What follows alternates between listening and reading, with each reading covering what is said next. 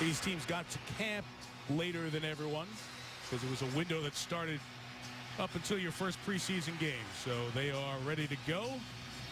New kickoff rules have been a big impact this week, kicking off 5 yards farther at the 35.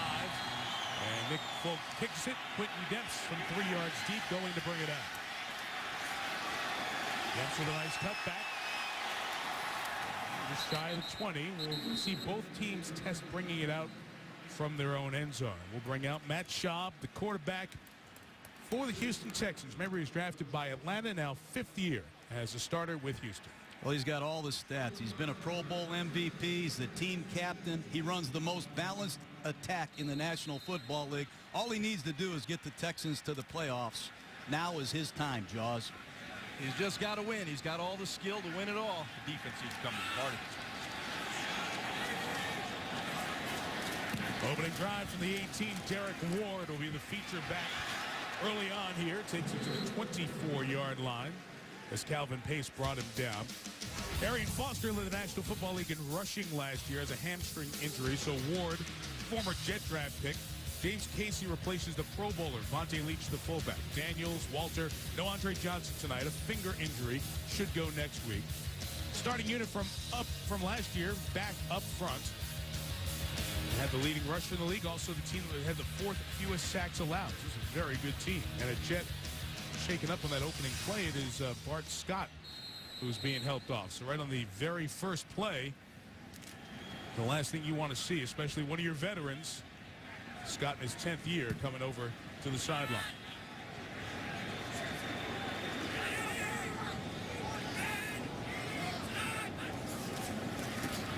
After a gain of 6, a loss of 1.5 yards for Ward, as Josh Mago came in for Bart Scott. Made the play. First-round pick out of Temple, Muhammad Wilkerson. He's new on that defensive front. Sean Ellis has moved on to New England. Jets didn't re-sign him. The starting linebackers from the AFC Championship game are back, and obviously Scott with the injury has been replaced already. In the secondary, they flirted with Nnamdi Asomugha to go with Darrelle Revis. No Asomugha, so Antonio Cromartie is back. And Jim Leonard, who broke his leg before the regular season thrashing in New England, is back on the Jets defense. Mago with pressure, and he brings down Schaub for a loss of 13. Well, the one thing you see real quick out of the Jets, they come with pressure. You'll see they're going to bring people after Schaub right here and match up man-to-man. Clean runner right at Schaub has no chance. The Jets blitzed 56% of the time a year ago, the most in the National Football League. They will come after the quarterback if it's a regular season game or the first preseason game. Punting competition here. Brett Hartman, rookie out of Central Michigan. 40-yard kick, and that's the rookie returner, Jeremy Curley, trying to make an impact for the Jets. And he's submarined at the 41-yard line by James Casey, the starting fullback. So a good field position on the Texan side of midfield. This new 3-4 will get their whack at Mark Sanchez. Year 3 as the Jets starting quarterback, Ron. Yeah, it is amazing, Mike. It's his 3rd season as a Jet starter, and you know he's focusing on getting that completion percentage up to over 60%. But he really has grown into the leadership role with the Jets. He is now their offensive captain.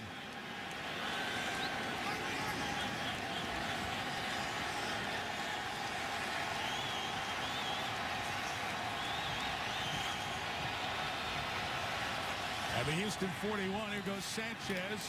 Quick toss complete to Holmes. Santonio gives him about 5 yards. For the Jets, Sean Green's the clear #1 back now. LaDainian Tomlinson's going to be more of a passing role. The Terminator, John Connor, is the starter now.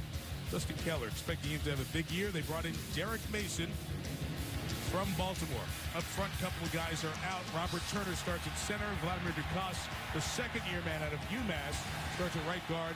Nick Mangold, the stinger. Brandon Moore, hip injury. Not starting tonight. They should be there for the opener. First down run for Sean Green to the 30-yard line. And we mentioned the 3-4 a lot here at Houston. Here are the people who are part of it. The number 11 pick in last year's draft, Wisconsin rookie J.J. Watt, right in as a starter. They say they haven't blocked him all camp. Saw Mario Williams at number 90 standing up, no hand on the ground. He joins Ryans, who's coming back from an injury in Barwin. Brian Cushing's out tonight, by the way. New addition in the secondary, Jonathan Joseph from Cincinnati. He's out with a groin injury, but Danielle Manning's new to the secondary from Chicago. He's starting tonight. Gain of 5 on a swing to Sean Green. And Susie, we had a Bart Scott injury out of the game.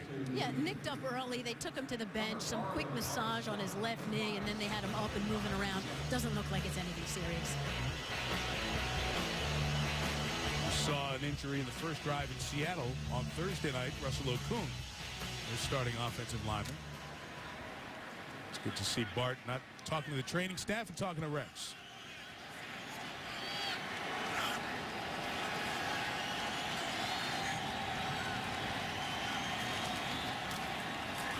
Second and 5, a Sanchez slant to Santonio Holmes to the 15-yard line, 10-yard first down. Well, this is an area that the Jets want to improve their red zone offense, and play action on first down is a good way to do it.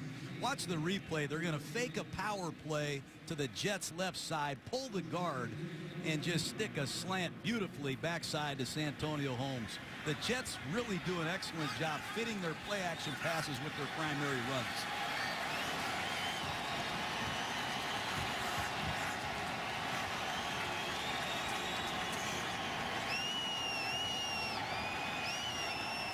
Sanchez adjusts the play to run for Green. Not going to get much. Darryl Sharpton, who's starting for Brian Cushing tonight, made the stop. Well, Sean Green has his hands full this year. He's taken over as the bell cow feature back for the New York Jets. They tried to make the change last year to Sean Green, but he fumbled a couple times in the opening game against the Ravens. He's much improved in the passing game, but Sean Green has to take this opportunity and run with it. Third year in the league, third-round draft pick out of Iowa.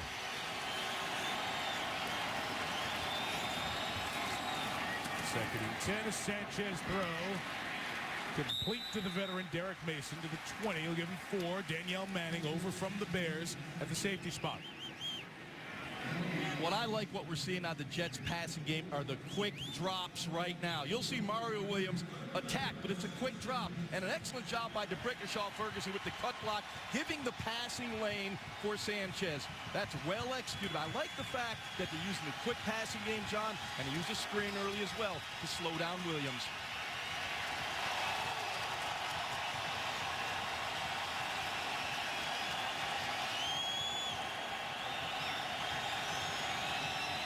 Mason in motion, 3rd and 6, and Sanchez sacked by Xavier Adibi.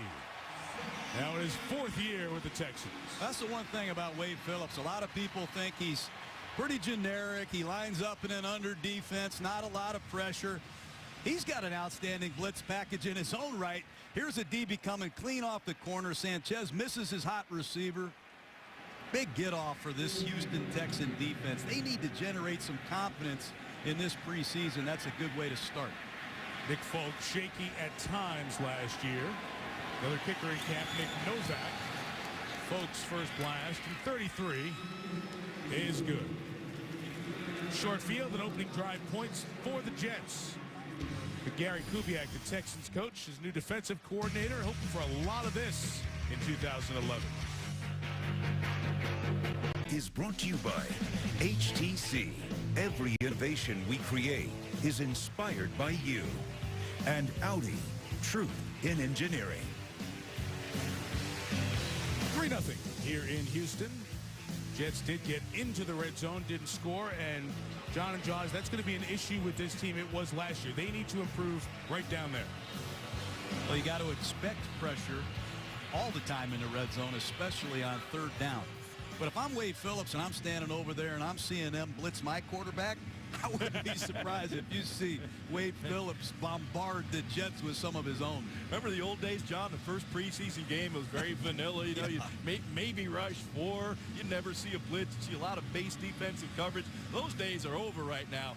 Opening preseason game, teams bring the house, especially a team like the Jets. That's what they do. They probably open up day 1 of practice with blitz drills. And both offenses, in some ways, are glad to see it because they've been seeing their own stuff, and it's a different look for the Houston offense. They were so used to seeing 4-3 sets throughout training camp. 3-4 defense on your team means your offense gets a new look in the preseason as well. And I think that's the area where offenses are going to be behind. We've talked about the lockout enough. a lot of preparation has been lost, and most of that preparation is dealing with blitz.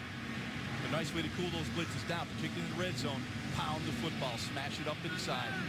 Nick Novak, the other kicker in camp for the Jets. Mike Westhoff will rotate him tonight. This kick not as deep, and from a yard out, Quentin Depps brings it out, and he's chased down at the 9. Coverage by Logan Payne, wide receiver out of Minnesota, trying to make an impact on special teams. Matt Schaub and the Texans will take over from the 10 for their second drive of this opening preseason game. Well, two guys off elite seasons at their position, not in the Texans lineup tonight. Arian Foster led the National Football League in rushing, hamstring tweak. He is out for a little bit for Houston. And Andre Johnson, the spectacular receiver, multiple Pro Bowls, among the best, if not the best in the business. He broke a finger and the bone popped through the skin a week or so ago in camp. He could have gone if this was a regular season game. But Gary Kubiak wants to give him a few more days, and he should suit up Saturday against New Orleans. First down throw by Schaub. Out of the backfield, Derek Ward. 10.5 first down yards across the 20. Tackle Eric Smith. Well, when you look at Matt Schaub, one area of his game that is very proficient, it's a play-action passing game. The one thing about Schaub, he understands how to read the defense. The minute he snaps his head around, he did not have the deep cross to Owen Daniels, tight end, so he checks the football down. This is progression reading by the quarterback. 1, 2, not there. 3, check it down. Positive play. Hey, the Texans are using a lot of tight ends right now. James Casey, number 86. You see Joel Greason, Owen Daniels. 3 tight ends in the game, trying to reduce some of the pressure that the Jets like to use. And they're excited about this James Casey. Played at Rice, minor league baseball pitcher. He's got more degrees than you, Tirico. He's a real smart guy. They like his versatility. And Casey, along with Lawrence Vickers, a fullback they picked up from the Cleveland Browns, have to pick up for their Pro Bowl Vonta Leach, who left and went and joined the Baltimore Ravens. You know, Casey's that added dimension. You know, he can be a fullback. You know, he's not going to rock you like a Vickers will or a Vontae Leach will, but he can give you that motion. He can be an H-back. He can give you a lot of different looks on the offensive side. Only bad news for the Texans off that completion and injury to Ward, who caught the ball out of the backfield. As they look at him, will step out. We do welcome you back. It is great to be back in Houston and back for another season. Season 42 of Monday Night Football. Derek Ward up without assistance from the trainers after we looked at the second-year man out of Texas, Chris Ogbenaya, is in the backfield for 1st and 10. And takes it to the 24-yard line. We'll get a look at Ward back in the Texans locker room. This has been a position decimated by injury. We mentioned the injury to Arian Foster. Ben Tate also out, the second-round pick from last year. He injured a hamstring as well. There's the hit taken on the sideline by Ward, sending him to the locker room. And Steve Slate also injured the first week in training camp. So really only 2 running backs left for the Texans for the rest of this game.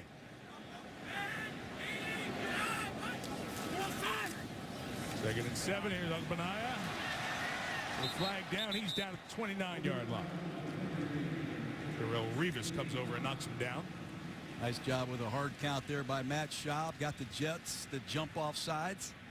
We've seen a heavy dose of 2 tight end from the Texans trying to calm down those Jets blitzes. Defense, number 96, enter the neutral zone. It's a 5-yard penalty. Replay, second down. Cleve Blakeman, our referee, with the call, and it was the rookie Muhammad Wilkerson. Welcome to the NFL. Here's a hard count, Rook. Yep, and once you get exposed with a hard count, the opposing quarterbacks will see that. He'll see 4 of them next week in the first quarter, too. Watch the ball. Is it that difficult? Young guys get excited. Oh, yeah.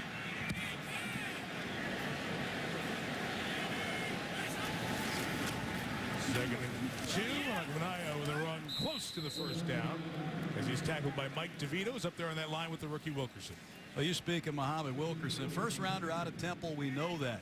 But he has experience playing this 34 defense. That's what they played at Temple. War number 9. And he showed the ability to rush the passer. He also showed power, good get off. And he was a productive Temple hour. Just a junior that came out Rex Ryan very excited about this guy's every down potential. Reminds him a lot of Trevor Price, a very good former Jet. How did he get that number 9?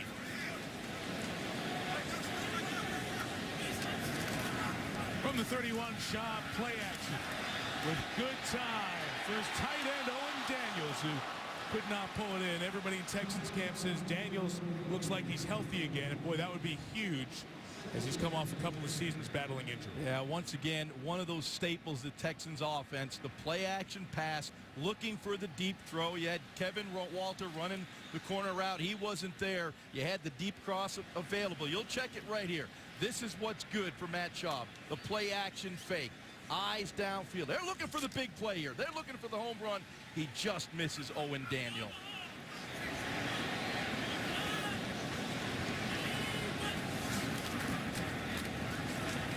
Run to the right. Ogdenaya runs into Mike DeVito. After a gain of couple. Excuse me, Mike. You know what makes these Jets just very hard to deal with are these two corners. I mean, they can load the box up with extra linebackers and extra safety, and they tell Revis and Cromartie, they say, you two guys go play bump and run, cancel these guys out, and we'll play an 8-man front, we'll play the bear defense, and we'll rock the running game. But when you have shutdown corners that can lock you out, man, it's hard to run the ball.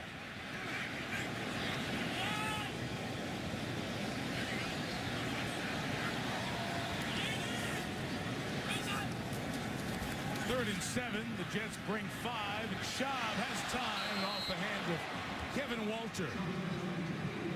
Kyle Wilson, who's big in the Jets' plans this year. Their number 3 cornerback, a rookie last year, struggled. They hope he can turn it around. Well, they had the right play called. I mean, they're going to try and run an out route right here with Walter, and it's 2 deep man under, and the second-year Boise State graduate makes a nice play. And Darrelle Revis has spent the majority of his summer educating this young man how to really become a top-notch pro. 14-year NFL veteran Brad Maynard is the other kicker in camp. He kicks to the rookie Jeremy Curley. Well, Brad Smith for the Jets. He's off to Buffalo. Flag down as the rookie Curley's out of bounds at the 31. Curley getting a chance both kick and punt return for New York. And we should see a lot of him on offense as a receiver as the night goes on as well. During the return, holding the return team, number 39. 10-yard penalty from the spot of the foul. First down. Another drive for Mark Sanchez and the Jets. This one will not start in Texans territory. Back at their own 21. 5:19 left in the first. 3-0 New York.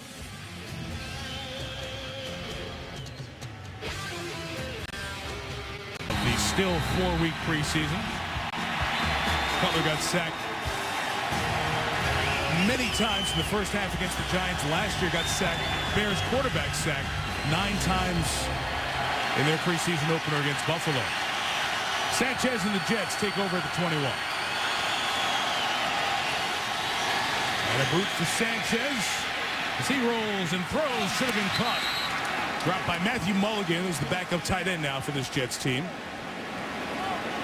A little bit of a changing cast for Mark Sanchez this year. No Braylon Edwards, no Jericho Cotchery, but you're talking about a guy who, when it's mattered most in the postseason, has upped his game.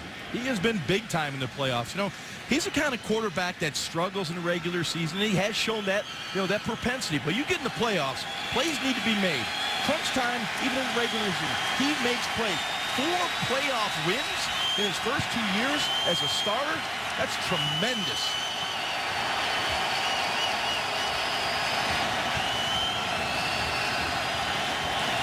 Second down throw. Tight slant punt by Mason for the first down to the 33-yard line.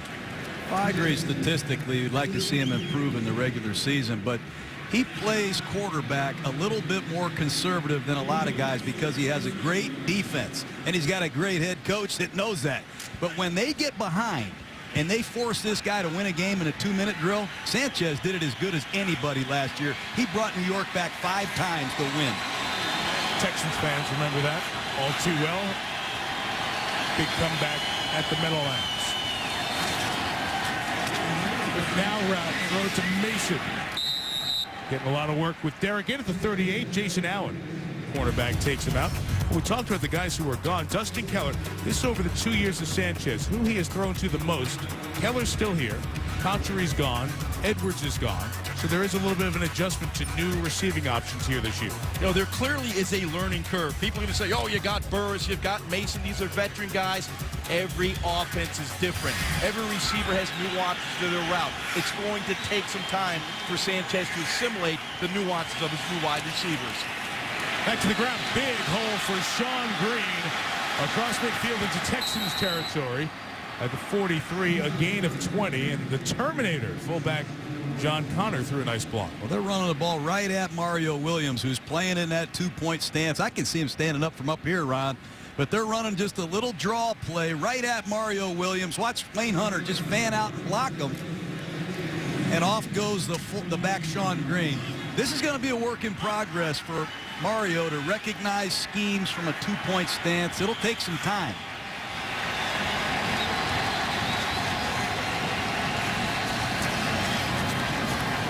First down throw. Sanchez is pressured, and they'll lose a yard with a sack. Earl Mitchell cleaned it up. But the first-round pick, J.J. Watt out of Wisconsin, made the first entree to the backfield. J.J. Watt has been very impressive in training camp. He's been unblockable, is what the players at the Texans have told us while we visited practice. You can see right there. One thing you love to see out of a defensive line, particularly a defensive end, the strong hands. You have to play with the game with your hands. Shed blockers, because you've got some big fellas up front trying to get their hands on you. If you can play that position with your hands, you're going to get a lot of sacks. This guy, Watt, has an incredible motor. He is non-stop. And you saw on that play, he got tangled with Robert Turner, who's the 6th offensive lineman really for the Jets. His ankle and leg getting twisted underneath. He got the start at center tonight because Nick Mangold is back in New York with a stinger injury. So that's Robbie Felix, first-year player out of UTEP. All of a sudden, he's going to find himself with the first offense after this. Well, not a good feeling on that Jets sideline. Robert Turner was just taken off via cart. That's Bill Callahan, the assistant head coach and the offensive line coach for the Jets. And Turner's a very important part of this team. He slid over to the center spot tonight as Nick Mangold was hurt. So now Robbie Felix, out of UTEP, who was in Baltimore's camp and cut in 2009. He's in there playing center. And Sean Green runs left. A nice cut. He's close to the first down. Danielle Manning the last hit. There's a penalty flag down. Back by that block that sprung Green. Here's what happened with Hunter as J.J. Watt was knocking down Sanchez. Watt rolled up on the back of Turner. John, this is a huge guy in what they do, not just in terms of backing up Nick Mangold at center. Oh, I'm concerned if I'm the Jets. You just showed Bill Callahan, who puts this running game together. They lost Brad Smith, who was their Wildcat quarterback, and really gave this offense a lot of imagination. They lost Ben Hartsock, their blocking tight end in free agency. I mean, they've already lost Braylon Edwards, their big blocking split end, and now to lose Robert Turner, who they use as an eligible tight end, that is huge for New York. Illegal block by the Jets. That sprung Green, pushes them back to 2nd and 20. And they show the pass and run it with Sean Green back into Texans territory. Let's get back to that because so much of the Jets running game, Callahan, the coach with Oakland, Super Bowl 37, your friend John, who was on your staff, and then you knocked he and the Raiders off. This offense does a lot in the run game to give Sanchez the opportunity for all those play-action passes. No question, Mike, and they run the ball more than any team in the National Football League. Robert Turner, a huge loss if he's hurt. LaDainian Tomlinson in the back, 3rd and 13. It's the rookie Curley in motion. And the center never snapped the ball. Looked like Sanchez pulled a little bit early on that one. This makeshift offensive line right now, he probably wants to get out of there a little quicker.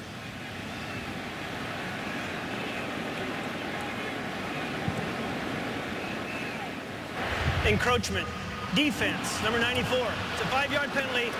Still third down. Antonio Smith used to be with the Cardinals. Started the last couple of years here in Houston. No, Big Mark got away with one there. He was pulling out. Now these two Texans safeties.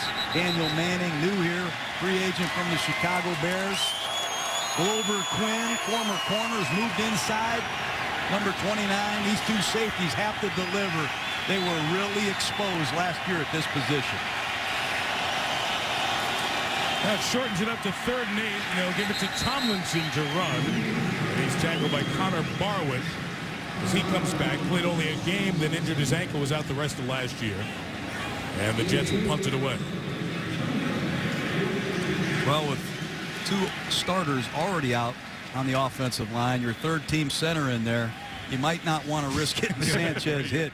I think that had a lot to do with that call. T.J. Connolly, who's battling for the punting job with Aussie Chris Bryan. Connolly's been in Jets camp the last 2 years, didn't stick. Rex Ryan told us last night, 3 strikes and you're out. He's got to win a job here this year.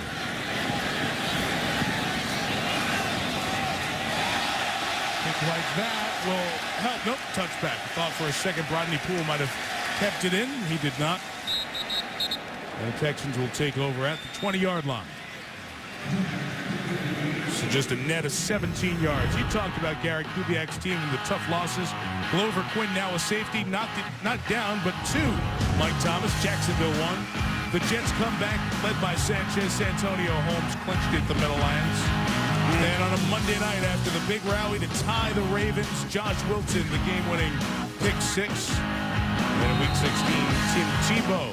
The Broncos up. Schaub had the interception late that ended business for Houston with Denver. All those close losses, part of a 6-10 tied for last season in Houston. One more series for Schaub. And his first down pass is too tall and incomplete for Jacoby Jones.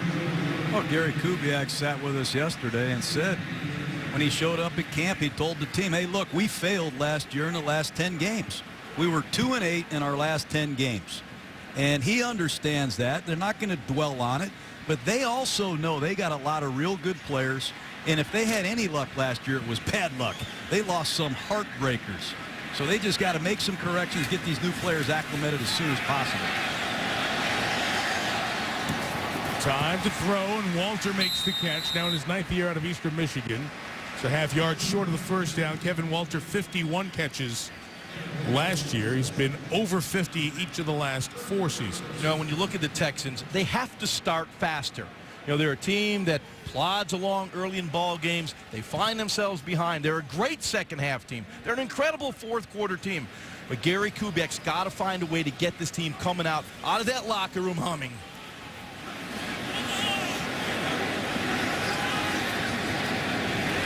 3rd and a yard. Was watching short yardage with the new fullback Casey trying to lead the way.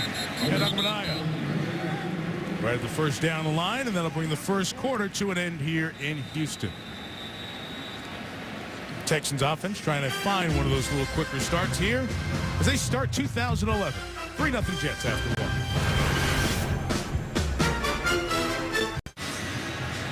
Mike Tirico, John Gruden, Ron Jaworski, Susie Colbert on the sideline here in Houston. After 1, the Jets lead 3-0, and after picking up that first down at the end of the quarter, out Matt Schaub, in his backup, Matt Leinart, who did not take a snap in a game that meant something last year.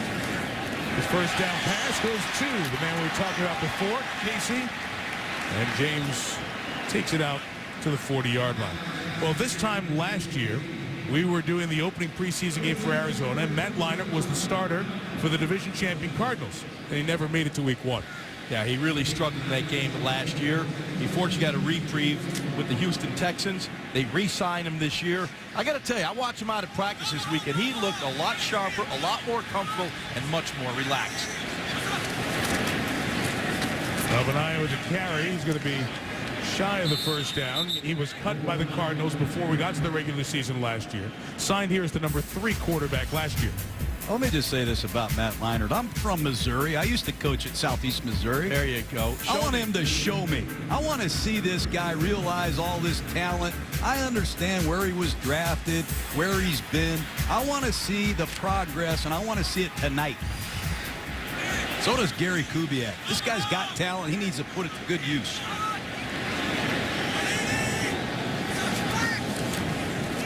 Third and 1, the boot on the line. He's got a first down. And a lot of room to the 32-yard line. Pickup of 28. This guy, Gary Kubiak, he's got the best bootleg offense in football.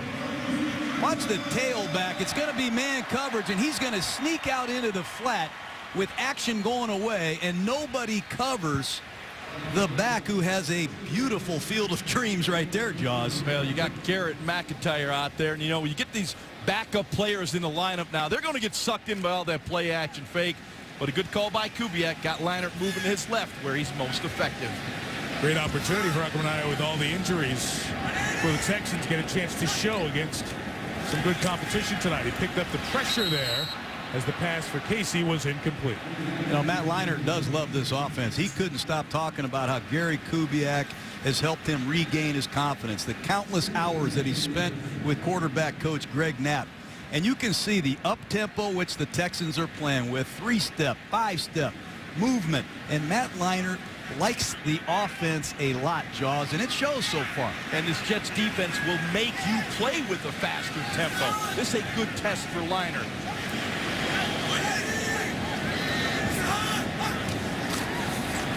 Acomania going to lose about a yard as he kept his legs going until Marcus Dixon out of Hampton brought him down. You know, with Leinart, guys, after he was let go last year, he was signed here, was the number 3. Dan Orlovsky was the backup.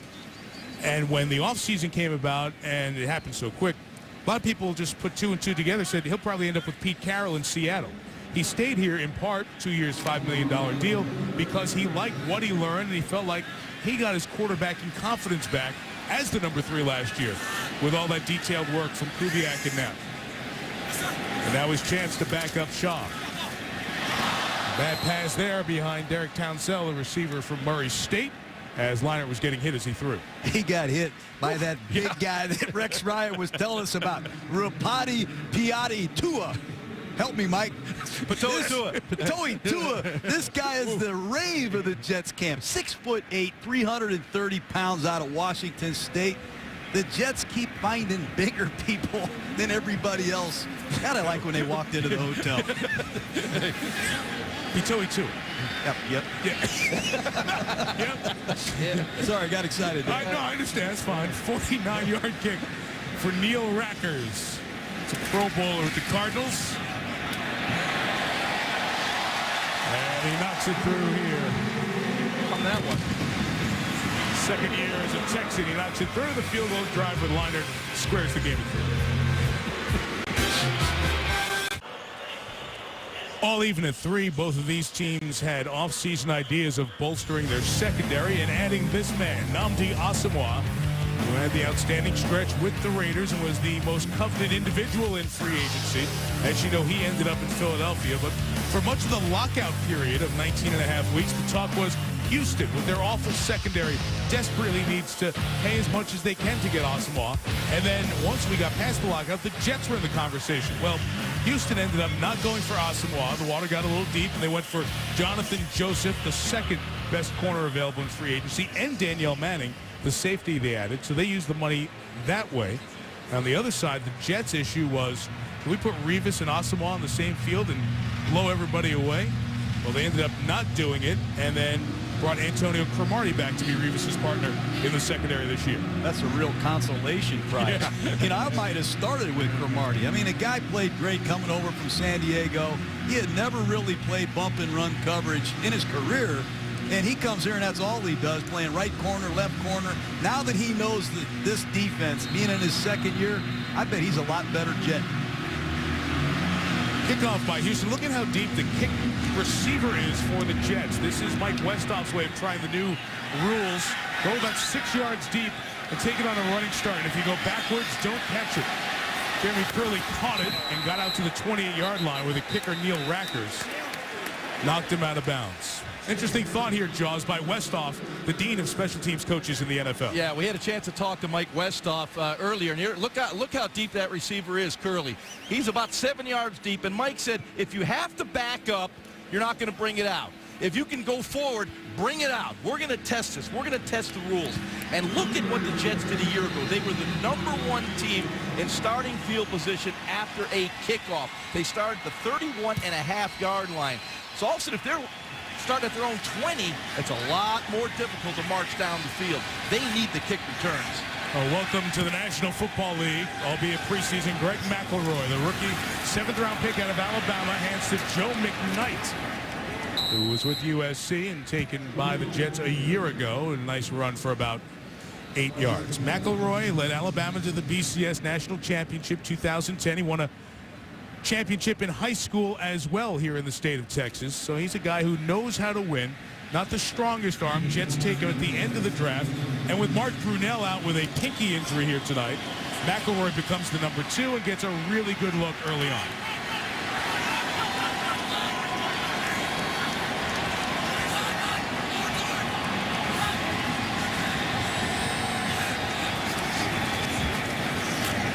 There's a Jim McKnight, going to lose a couple of yards. Flag came down as Xavier Adibi met McKnight in the backfield.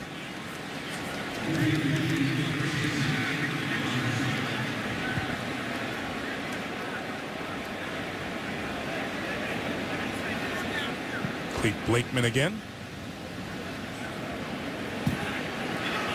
Personal foul, grabbing the face mask. Offense, number 59. It's a 15-yard penalty. Replay second down. That's Robbie Felix, the kid who's playing center, in for Robert Turner, hurt earlier, and he's out for the rest of the game with that lower leg injury. What they like about Greg McElroy is he's a winner. Rex Ryan couldn't stop saying that last night. I'm not surprised, though, that he's wearing number 14 because number 12, wasn't that Joe Namath? That was his number. That is correct, John. But McElroy fought at Alabama. Hey, I'm in a pro-style offense. Then he came here and he says, wow, this is a whole new shooting match. But this kid operated in the shotgun for Nick Saban. He played underneath the center. He shows good touch and accuracy, and he delivered in big games for the Crimson Tide. Interesting prospect. Dad idolized Namath. Of course, Joe was at Alabama, and same place that Greg went to school. His pass for Logan Payne was high and broken up. And every time the Texans make a defensive play or in a position to do that, the fans are reacting with a little more verve. They know how important this new defense is here in Houston. And they should.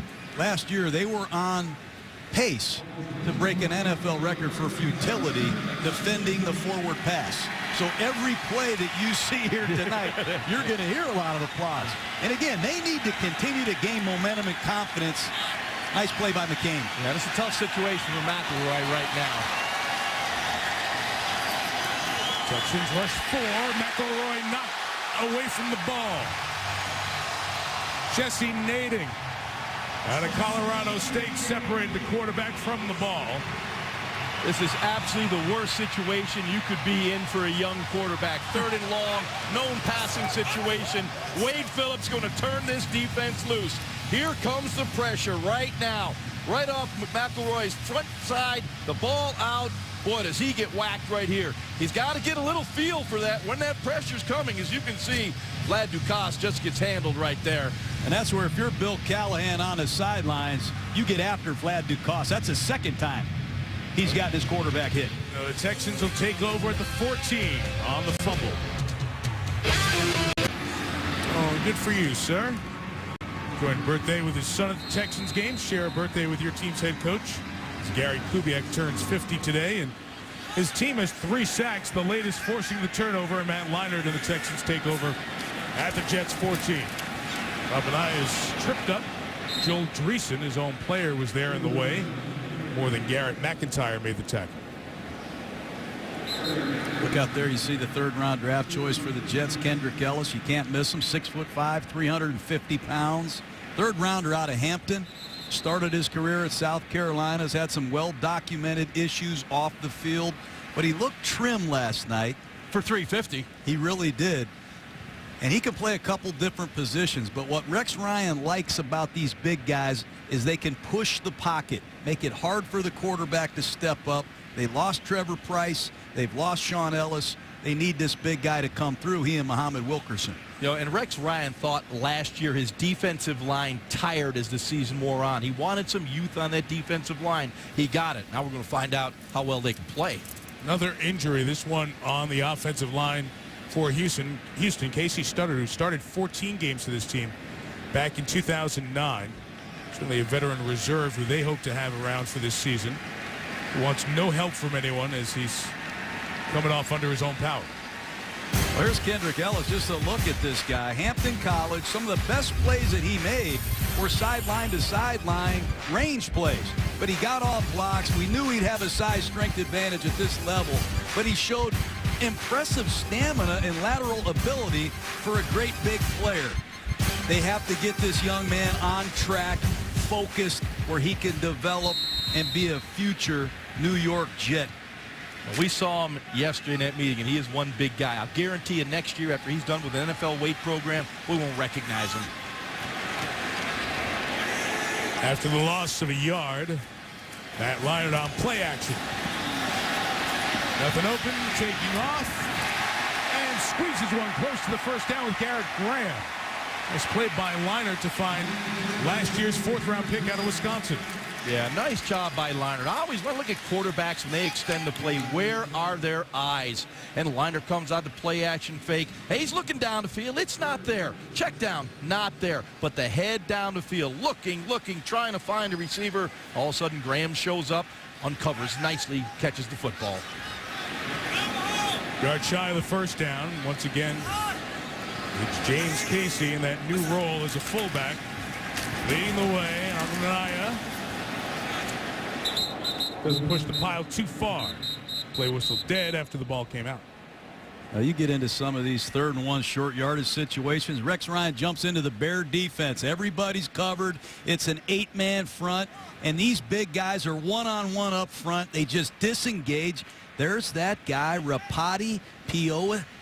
Help me out, Mike. I'm telling you, it's preseason. I'm sorry, Rapati. I'll get it. Keep making plays. Give me one more shot. But these guys are so big and so strong. And Mark Carrier, their defensive line coach, does an excellent job with different kinds of players playing different techniques. Foot short, they're going to go for it, or at least keep the offense out here on 4th and less than a yard. You guys think that fullback and missing Vontae Leach is going to matter this year? Now, I know we have second-team offensive line in there. We don't have Arian Foster, but do you think that's going to impact them heavily this year? Yes, of course it does. Vontae Leach was an all-pro. He was an outstanding lead blocker in tough situations. I said James Casey will help this offense in certain situations. Vickers will help as a lead blocker, but you're going to miss a guy like Vontae Leach. Armanaya. Jets made the contact right at the line of scrimmage, and it depends on where it is marked by the line judge coming in. Well, it'll be a first down. I love the way Ogbenaya went up in there and wanted the first down. Pad level's going to win in these situations. He knew where the first down yardage was and found a way to get it. This is what you have to do as a running back. Once you see that hole, you have got to hit it. Hit the pad level down. It's you against Malga. You got to win. Good time here for a play-action pass. They just slammed it at the Jets on back-to-back plays. I'd be surprised if Gary Kubiak doesn't use some type of play pass on 1st and goal. Rex has too many guys on the field, going to get a timeout. So the Jets will stop him. Rex is hot. He's trying to get the personnel straightened out, and he couldn't. Oh, part of preseason game number 1. The city, Houston, Texas. Game 1 of the preseason for Gary Kubiak and the Texans. Rex Ryan and the Jets all even at 3. Rex still steamy. He's got the shirt button back up and the headphone back on and the hat. Angry man at the last timeout. Too many players in the field. First and goal for the 4. The Houstonian Armanaya. Stone. Stop. Nowhere to go. Rex Ryan knows he's going to use more personnel packages on defense than any coach in football probably. But when you're in your base defense and you want to get to your goal line defense, somebody has to come in and somebody has to go out. And when nobody comes out when they're supposed to, there's a good chance Coach Ryan could lose it. And here you see him on the left. He sees he's got 12 guys. Somebody forgot to come out. And here he is about to blow. There he blew a gasket. And that will drive you crazy when you practice your substitution patterns all week and somebody doesn't get it on game day. On the boot, Leinart's got Obadiah, touchdown.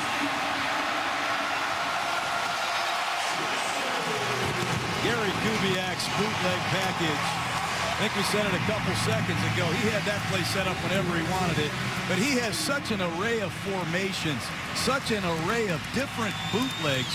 And a lot of the times they throw the ball to the tailback himself, the guy they're faking the ball to. They run crossing routes. They pick the linebacker covering the tailback. There's nobody there. That's the second uncontested play via the bootleg. Nice show in this night where everybody else is hurt for Chris Obadiah. Take advantage of your opportunities. He is. On the practice squad a year ago, former Texas Longhorn. Extra point added by Rackers. Jets turnover left the short field. Leinart leads him down. Obadiah takes it in. Texans on top.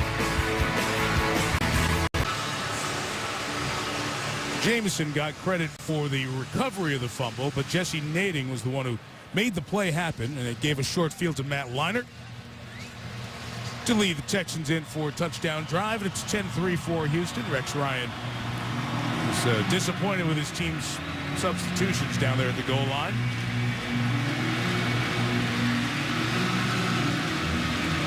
Brett Hartman, who is the punter trying to win the job as a rookie, also has a big kickoff leg, and it's part of his opportunity to make this team. This is intriguing. You knew Mike Westhoff would have a different view of the new kickoff rules, moving it up from the 30 to 35. And we're seeing it with his return man going 8-9 yards deep in the end zone. He's very deep right now. The rookie Jeremy Curley out of TCU.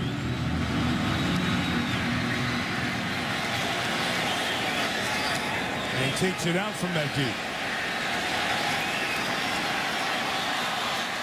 He is a good return man, staying on his feet out to the 27-yard line. As Jeff Mayle, the rookie out of Oregon, helped bring him down. Friday night, ESPN 7 Eastern time. You can see the finals if you've been watching along the way here of the Elite 11. The quarterbacks, the high school quarterbacks, 24 of them battling through the workouts, the drills, the 7-on-7s, trying to claim a coveted spot. One of the Elite 11 high school quarterbacks. Friday night, 7 Eastern, you'll see it here on ESPN. To a national champion as a high school quarterback. South Lake Carroll High School over in the Metroplex in Texas. Greg McElroy. It's a shot down the field, underthrown with Curley, who was in hand-to-hand with Bryce McCain, the cornerback, incomplete. You want to play running back in this league, you have to pick up blitzes. That time, Brooks Reed, second-round draft choice, coming off the edge. You're going to see the inside linebacker, and both these backs have to pick these blitzes up flush. And that time, Reed got some penetration, and McElroy hasn't stepped through a throw yet, Ron. He's had no chance. Well, he also had Glover Quinn coming on the safety blitz as well, so they brought the numbers. Didn't have a whole lot of time, but that ball has to be driven down the field by the quarterback. Got to come out a little quicker as well. Reed's the second-round pick at Arizona. He brought the heat there. He deflected that pass, which was intended for Matthew Mulligan, and incomplete. We mentioned J.J. Watt, their first pick, on defense in the second pick, and they bring in this kid out of Arizona. Well, this guy's a conversion player. Watch him recognize the quick throw, get up and knock it down. He's going to be a productive player. He played right defensive end at Arizona. They are converting him to an outside linebacker. Does he remind you of Clay Matthews with that kind of hair? His nickname around here has been Goldilocks. They like his demeanor. He's doing an excellent job making the conversion to playing on 2 feet. Here he is at a 3-point to rush the passer.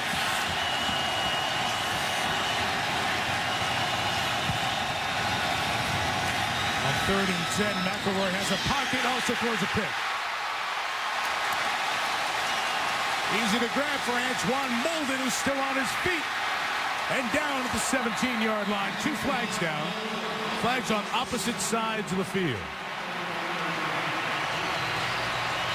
Yeah, you get any young quarterback in 3rd and long, and that time the Texans only rushed 4. They just took away all the passing lanes. That's a throw as a quarterback you've got to be very judicious with. You can't be just floating that ball down the field inside those numbers. A lot of bodies, you're going to get it picked off, and that's exactly what happened. I always tell young quarterbacks, and I talk to them, you've got to see the throw. You've got to see the passing lane. Don't guess. If it's not there, throw the ball away. So that's what Matt Schaub told us, though, about this Texans secondary. He says, we're getting more hands-on balls on the practice field, more interceptions than we ever have. And a lot of that has to do with Wade Phillips, his new staff, Vance Joseph, this new secondary coach, and a lot of new players. There's a conference going on out there. Yeah, John, you mentioned Vance Joseph. I spoke to a lot of the defensive players out of practice. They love the fact that he teaches so much There are technique. 2 fouls against Houston on play. During the return, personal foul, low block. That penalty is declined. Prior to the interception, there illegal hands to the face, Houston number 32. 28, excuse me. That penalty being forced 5 yards from the previous spot, automatic first down. So Molden, who made the pick, is going to be called for illegal use of hands, and they'll keep the ball with the Jets and give them a new set of downs. Well, you're going to see it at the top of the screen. Antoine Molden with his hands right there in the face of the receiver. Good call by the official. Wow, John. It's nice from you. You know, Molden's a guy they need to step up. He's been here a few years out of Eastern Kentucky. Great athlete. Made a nice play on the ball. Got to understand the rules. He's a 3rd-round pick. He's been here for 3 years, hasn't started. Part of those young DBs who are always supposed to prosper and never really did. Joe McKnight is the back from the 31. He's got it. And he's got about 4 yards. You know, don't want to underemphasize it all. Mark Brunell, who will be 41 between weeks 1 and 2 of the season. He's the backup quarterback, and dependable, you know what Brunell will give you, but he is certainly one of the older players, and the Jets need to develop another quarterback at some point here. This is not a good start for the rookie out of Alabama, McElroy. Well, they let Kellen Clemens go to Washington. He's going to need this experience, and he's going to need to pick it up in a hurry.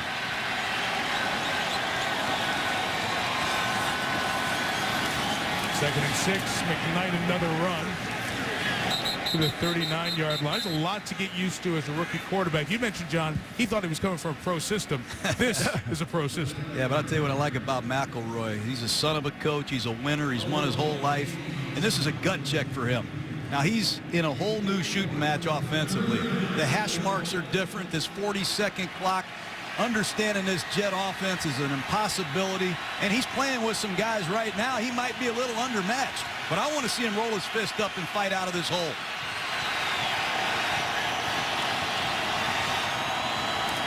From the 40, McKnight looking for a crease to get the first down, and he's got it across the 41-yard line. But these are good teaching moments for a young quarterback. Matt Cavanaugh, the quarterback's coach of the Jets, is an outstanding teacher. He understands position. He played the position. He can see the game through a quarterback's eyes.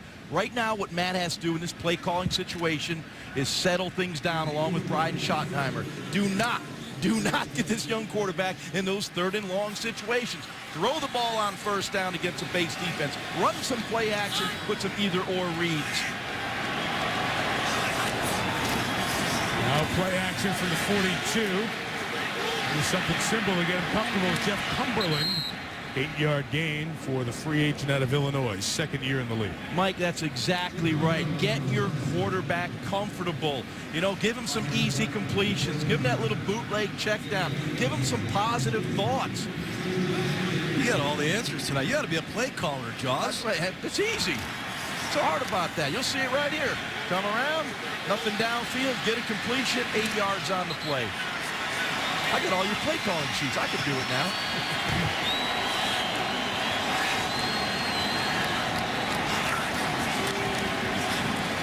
Second and 2, there's a slant that's caught for the first down with Patrick Turner out of USC. I think you're onto something, Chance. Thank you, Stay Coach. ahead of it down in distance. That time, 2nd and 2. McElroy fakes the power play off the right side. You saw Sanchez throw it earlier. Nice precision, well blocked. 2 nice completions, high percentage throws. Nice play action fake, holds that linebackers right in spot. They hit the ball. All of a sudden, you got a nice little passing lane for the young quarterback. He's starting to get a little spark in his giddy up right now. And they want to get the ball in the hands of Curley a lot, but they don't want him to see Tim Jamison with a loss of 9. Penetration can kill you on long developing plays. That time, Jamison had instant penetration. I mean, you're going to see him shoot a gap, and no one touches him. And he shows the vision and recognition to say, hello, Jeremy Curley, welcome to the National Football League. Wade Phillips' 3-4 defense is a little different than a lot of these other 3-4 defenses, Mike. They get up the field. They're one-gap penetrators. Nice play by Jamison.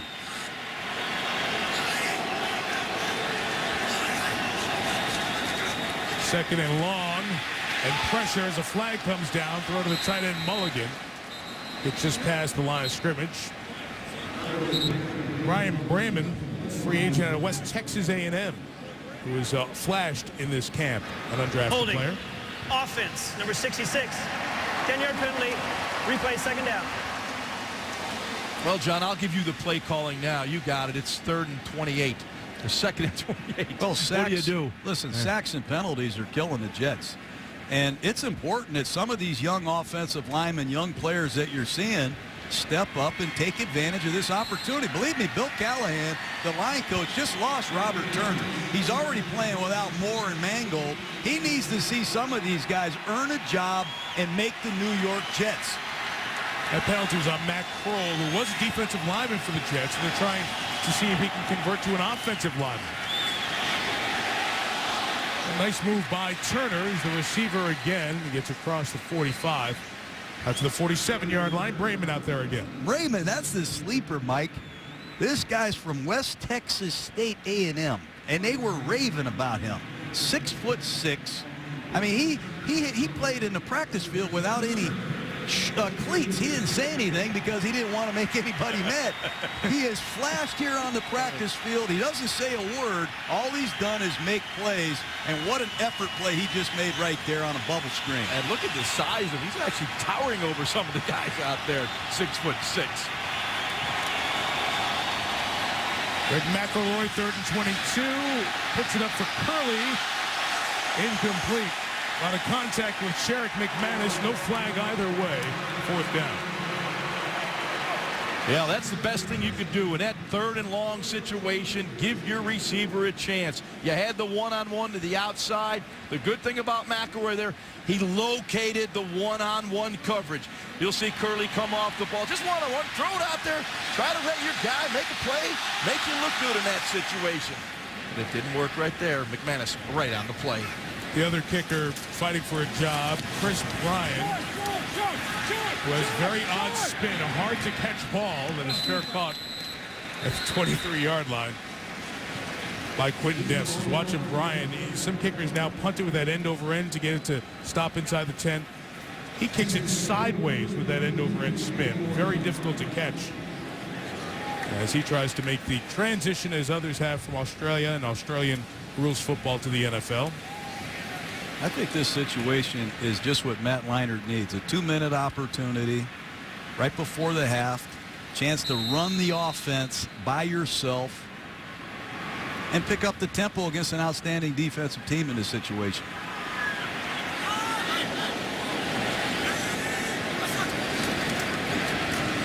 Campanaya has had a very good half at the edge sealed and gets out to the 39-yard line. Gain of 15 as we get to the 2-minute warning.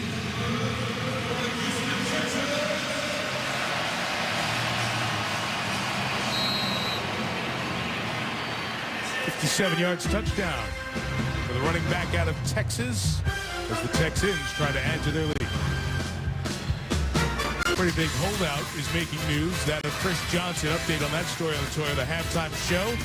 Preseason week 1. Who stood out? Cam Newton, the #1 overall pick, looked good against the Giants backups. And Jim Thome has become the 8th player in Major League history to hit 600 homers, doing it for Minnesota in Detroit against the Tigers tonight. High-scoring game.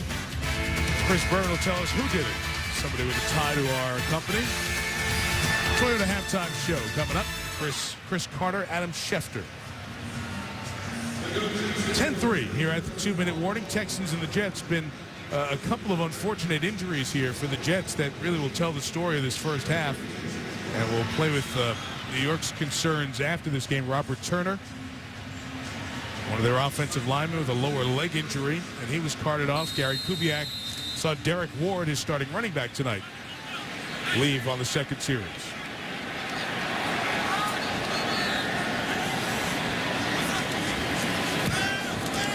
Liner from the 39, the busy Armanaya got a nice block.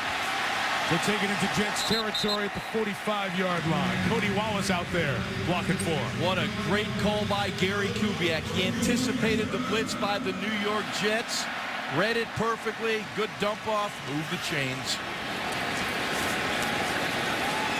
One more time, Armanaya stumbles to the sideline at the 40. At a clock stoppage, this is when the Jets like to blitz. But keep an eye on number 55 for the Jets, Jamal Westerman, second-year player out of Rutgers. Remember, Jason Taylor left. He went to the Miami Dolphins. They're counting on this young man, Westerman, to pick it up, get after the quarterback, and be a factor in these types of situations. You have to be able to rush the passer. So far, the Texans have done a nice job with their play selection.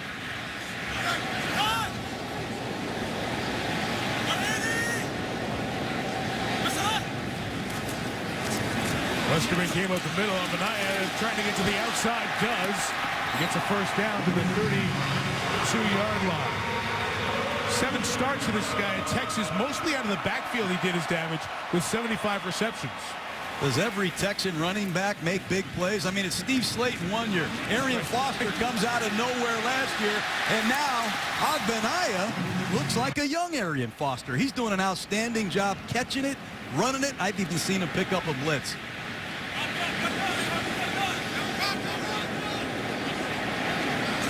Injury provides opportunity to step through the door here tonight. Gets the 4-man rush. Leinart throws, caught by Jacoby Jones at the 30-yard line. And Leinart will take a timeout. Now Leinart showing poise in that pocket, which you expect from a veteran quarterback. Now he's looking downfield. He was looking for the corner route, wasn't there. Take a positive play. The good news is these people have 2.5 months to upgrade their Halloween costume. You can do a heck of a lot better than that, folks. That was pretty cool, really. Really? You've never been I think a Mike mask in was the the stands? I passed a bunch of those Jaworski masks around and where I live back in Florida for Halloween. People were drawing all over them. Kids were scared at the door and all that. Nobody else wanted them, really. We're going to be Surprised that guy had one. We're going to be in Kansas City Halloween night. See the Chargers and the Chiefs. Be a costume or two in the crowd. Jarvis Williams is now checked in, giving up Armanaya arrest, and it's Jacoby Jones. Did he hang on and then fumble? That appears to be the call. Now they're coming in with a whistle and saying incomplete pass. Kyle Wilson knocked it free from Jones, and there was no whistle. The ball came down, then was ruled incomplete. Going on the field is an incomplete pass. We're in the last 2 minutes, so upstairs can make the decision on that. Looks like a good call. Jones never had possession of the footballs. He was going to the ground. Say upstairs, the replay official. For Matt Schaub needs to be careful. Absolutely no sacks in this situation. Excuse me, Matt Leinart. Expect the blitz from New York. 3rd and 7. Leinart hit just before he throws, and he throws high and incomplete. He got that heat you were talking about. Well, it's important you expect the heat in this situation. The Jets want to knock the Texans out of field goal range. You're going to see the blitz coming at the top of the screen. Fortunately for Leinart, he gets it out just in time. But a sack in this field position could knock Rackers out of field goal range. Mike, this guy's been brilliant inside the 45. I'm sure you have a stat. If you'd like one, sure. He's made each of his last 53 in the regular season from 45 yards or in. This one's from 47. That's amazing. Wow. Out of the hold of Maynard, the punter. Wow. Right down the middle. This guy's money. Of course, Cardinal fans remember he missed one in the playoffs in 34 yards. The only thing he's missed, that was in the 2010 Wild 51-45 overtime shootout between Kurt Warner and Aaron Rodgers. But a good kicker here for the Texans. Second field goal of the night makes it 13-3. Oh, boys, preseason or regular season, Jets bring the heat. Remember the first game last year in the preseason? Oh, yeah. The New Meadowlands. Eli Manning got hit and bumped, and he got all cut up. And then Jim Sorgi came in a little bit earlier than planned. And what happened with Sorgi? Jets knocked him out. He hurt his shoulder, and he hasn't been back. He was out the rest of the season and still a free agent looking for a place to call home. And believe me, young T.J. Yates, the third-team quarterback, rookie out of North Carolina, who'll probably play a lot in the second half, is well aware of the Jets' tendencies in these preseason games. And Greg Knapp has to be pleased with what Matt Leinart has done. Hasn't been flashy, throwing deep balls down the field, but he's completed a high percentage of balls, nice conversion in the red zone for a touchdown, and then he just took his team down the field and got 3 points. That's a good job in a 2-minute drill at the end of the first half. Yeah, you mentioned Greg Knapp. I had a chance to talk to him just before the game, and we spoke about exactly what you said, John. The one thing he's been stressing to his quarterback, know you're going to get pressure. Know as the pressure gets you where to go with the football. I thought Leinart did a really nice job in the first half. It's the rookie trying to win the punting job. Brett Hartman is kicking. Joe McKnight from 8 yards deep going to bring it out. The Jets are testing what they're going to do come the regular season. And McKnight cannot get it back to the 20. We have a marker down with 50 seconds remaining. Yeah, Matt Leinart's been set up by some nice play calling by Gary Kubiak. Just a play action, a nice easy throw to his left. This has been very effective, taking advantage of the Jets' over-aggressiveness on the defensive side of the football. But the movement of Leinart has been very, very good. As I said earlier, I like when the quarterback, his eyes are downfield when he moves outside the pocket. It may sound very simple, folks, but we all see a number of quarterbacks break the pocket. Their face mask goes down. They're looking for running opportunities. You're a quarterback. Find an open receiver. Leinart's done that. Jets taking over at the 19 with the rookie 7th-round pick, Greg McElroy from Alabama. Once again, Patrick Turner was drafted by the Dolphins in the 3rd round in 2009. Only played 2 games, and now a Jet trying to stick on this roster. Oh, my. Brooks Reed just ran right through Joe McKnight. This young guy from Arizona, number 58, has been impressive. McElroy in the 2-minute drill, using the middle of the field with Jeff Cumberland. The 3rd tight end gets to the 39-yard line. Timeout taken by the Jets. 21 seconds left. It's the 2nd straight drive that Reed has gone right through McKnight. You know, Tomlinson's not playing tonight, so Joe McKnight takes the 3rd down reps. But watch Brooks Reed blow up Joe McKnight. And those are the kind of plays that Brooks Reed made at Arizona. And when you're an outside linebacker, Ron, you can create some mismatches by getting a linebacker against the back. And this guy's a big, explosive player. He played right end at Arizona. Very productive career, 25 tackles for loss. And he dominated in key situations in big games. Then Arizona turned a corner as a program. He really emerged at the Senior Bowl. This guy ran all over the place making plays. But what they've told us here is he's got the right demeanor to be a pro player and plenty of talent. Picked up as he tried to stunt there. McKnight juggles, hangs on, and gets out of bounds as Joe is shown the sideline by Darryl Sharp in the inside linebacker.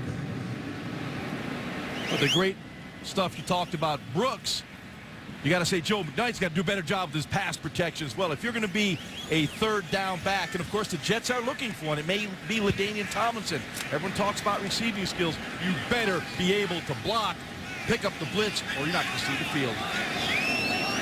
One timeout, 14 seconds left till halftime.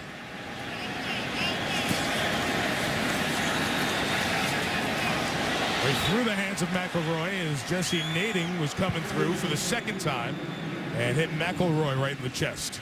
He needs to make that play. He's struggling right now in this 2-minute situation. Joe McKnight got off to a slow start last year, came on, had 158 yards in a meaningless game late against Buffalo. But the Jets drafted Bilal Powell from Louisville in the 4th round. McKnight was a 4th rounder last year. There's a real battle for that 3rd halfback job. You know better than anybody, Mike. You need as many backs as possible. We're going to see Powell in the 2nd half. Final 9 seconds. Again, the pressure on McElroy and Xavier Adibi, who's had a big flash first half, makes another play as the half comes to a close. Well, that one was easy. No one blocked Xavier Adibi. He came in clean. McElroy had no shot. Again, the sample is small and relative because of who's been playing, but Houston fans have to feel a lot better about their defense. 13-3 at the half. Texans on top. Here's Chris Berman, the Toyota halftime show. Season week 1, Jets trailing the Texans 13-3 here in Houston. Check those linemen. Make sure they have nothing illegal, no illegal substances on their jerseys to make them a little bit harder to stop. Mike Tirico, Ron Jaworski, and John Gruden. Not a great, it's a preseason game 1, we understand, but didn't like what you saw from the Jets, Joss, in that first half. Yeah, I mean, they looked a little bit disorganized and disinterested. You know, it wasn't what, like Rex Ryan liked to talk about, Jet football, you know, get after them, aggressive. Yeah, they just weren't sharp. But it is the first preseason game. It is the first preseason game after a lengthy lockout. Yep. Keep that in mind. They're missing a lot of offensive linemen, playing a lot of people. They substituted early and often. And came up with a couple of injuries as well. Jets kind of approach this a little more like their green-white scrimmage, which they do the week before their first preseason game as they ease their way into the preseason. Everybody has adjusted their plans after the truncated offseason. Neil Racker's going to kick this one off. And Joe McKnight 80 yards deep as the number of touchbacks increased throughout the NFL in week 1 of the preseason. But the Jets are not taking that option here. We have a flag down at the line of scrimmage where they kicked as McKnight is brought down at the 14-yard line. Brandon Harris, the guy we'll see in the second half here, Kayo made the tackle. Well, there's the problem. When you're 8 yards deep and you bring it out and you don't get a good blocking scheme, you get yourself in trouble. You'll see it right here. He's backing up. Now his feet, they're about 7. From Westhoff told me if you have to back up, don't bring it back out. Well, he decided to bring it out, and look where he ends up. On the kick, number 31 for Houston. New York elects its option of a 5-yard penalty from the previous spot and a re-kick. So a re-kick, and we've seen in the past this penalty has been tacked on to a return, but the Jets would like to see more returns, and we'll try that again. The numbers, as I said, for week 1 showing a significant uptick, as we expected, in the number of touchbacks. But, John, we have to remember a couple of things. Teams like the Jets were experimenting, taking the ball out from 7-8 yards deep that they might not do in the regular season. See this guy right here, Mike Westhoff. He coached for Don Shula for 15 years. He's been here with the Jets for about 12 years.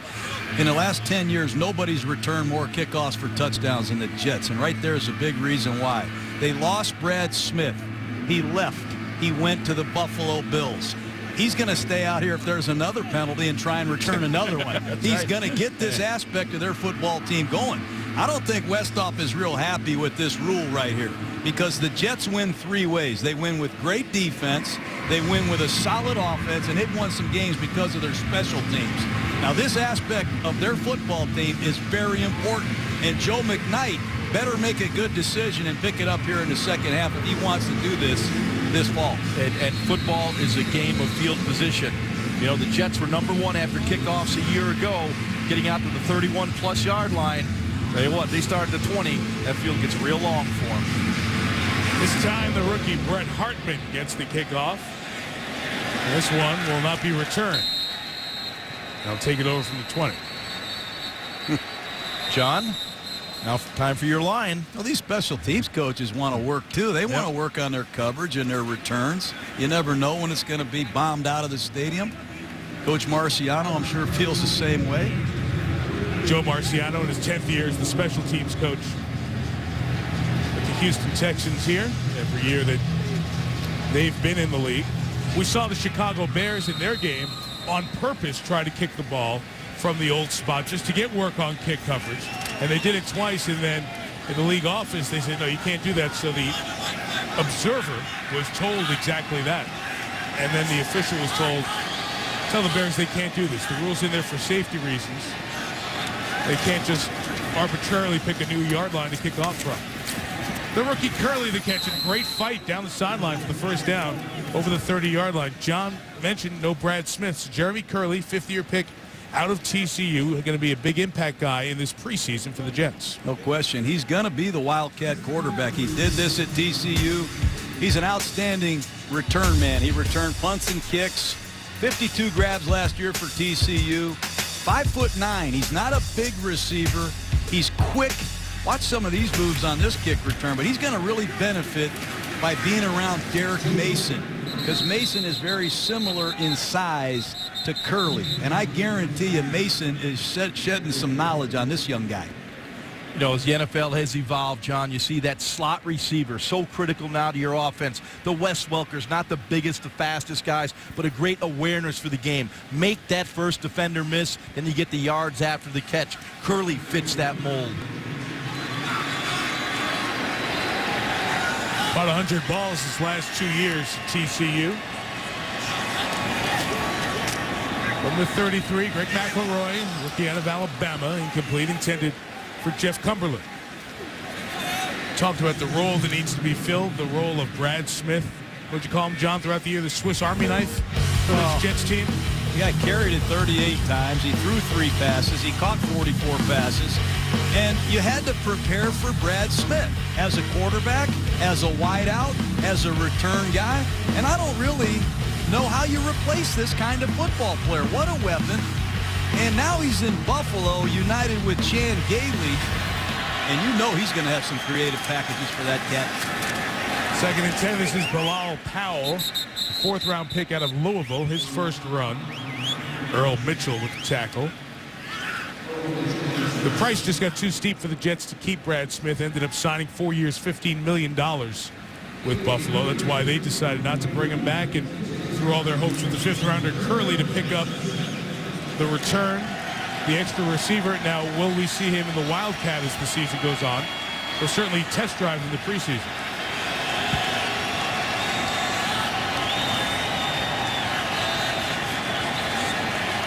Logan Payne out of Minnesota was the receiver in motion. And McElroy resets, finds Jeff Cumberland, and the tight end gets a first down at the 45-yard line. That's a nice job by McElroy there. You know, his primary receiver was not open. He maintained his balance in the pocket, still surveying the field. At the top of the drop, he wants to throw it. Not there. Bring it back down. Again, find the open receiver. Keep those eyes downfield. Nice job finding Cumberland. First down for the Jets. Yeah, Brian Schottenheimer likes that. Likes it out of the young fella. Go through that progression. I like it a lot better if they started ringing up some touchdowns.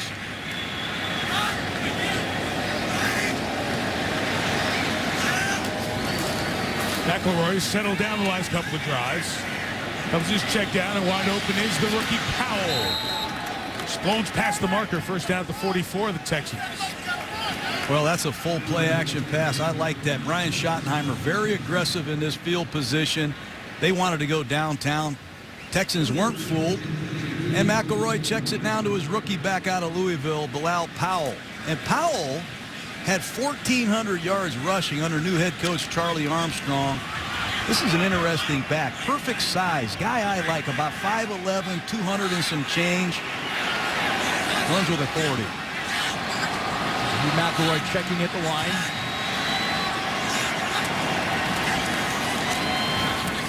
Quick toss is completed. Patrick Turner on that sideline with a good first down game. As McElroy looks much better after that opening drive. Yeah, this is really good right now. He sees the pressure coming, looks outside. Right there, you got one-on-one. Just take that. Hit the big guy right in the numbers with the football. Turner snags it and goes up the field. But excellent job of awareness by McElroy at the line of scrimmage. He sees the isolation route, takes advantage of it.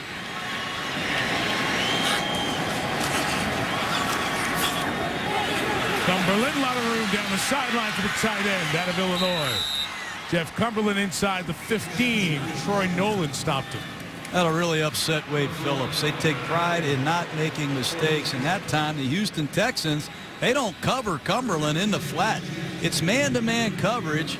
They blitz the strong side. Somebody's got to come out of the charge and cover the tight end. You don't let a 2-yard pass become a 25-yard gain. That will not set well with Wade Phillips. He will not tolerate mistakes.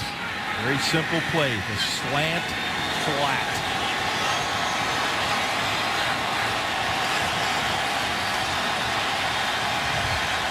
Brian Toll out of Boston College is the back. along with Powell. Slips and falls. Nowhere to go. Xavier Anibi was closing down his space. You know, McElroy, we mentioned guys earlier. He's very familiar playing at the highest level, winning that national championship in high school, was the offensive player of the year in Texas. That great high school, and many of you familiar with him know the story, South Lake Carroll High School. Chase Daniel, now the backup in New Orleans, was the quarterback the first 3 years McElroy was in high school. So he only got 1 year to play in high school, undefeated, won the national championship. Then his first start at Alabama was their undefeated national championship season. Been around football, knows all about winning these big-time programs. No gain for Powell. Doesn't necessarily mean you're going to come here and win, but he's been around it and has done it before. Well, he was great in the production meeting. You know, he's an engaging young man. He has a feel for the game. Again, it's not going to project to being a great NFL quarterback, but you talk the game. He understands, you know, how to play the position. He may lack a big-time NFL cannon that you have to have, but you know what? You gain experience. You understand what it takes to be successful at this level. I'm going to give the kid a shot. It's going to be a long shot, but he's got a shot because of his intelligence.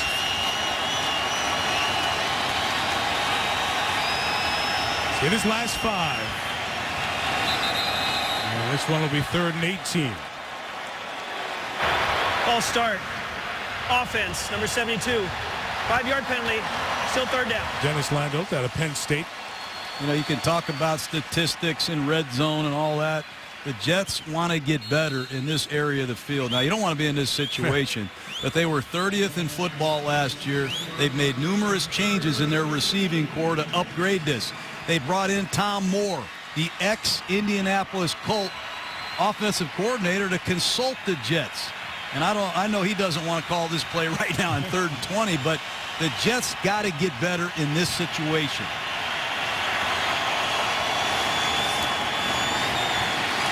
McElroy scrambles to buy some time. And had nothing open downfield, so doesn't force when he had a very low interception percentage at Alabama. And give yourself a chance to get 3 points in the field goal. Smart play. Well, Scramble, get positive yardage. Let Nick Folk come out here and make this a one-possession game. It's early in the 3rd quarter. Make it a 13-6 game. Nice job overcoming a tough situation there. Excuse me, this is Nick Novak. Yeah, they got a couple of kickers in. Going to give Novak his swing at it. He's kicking in the UFL last year.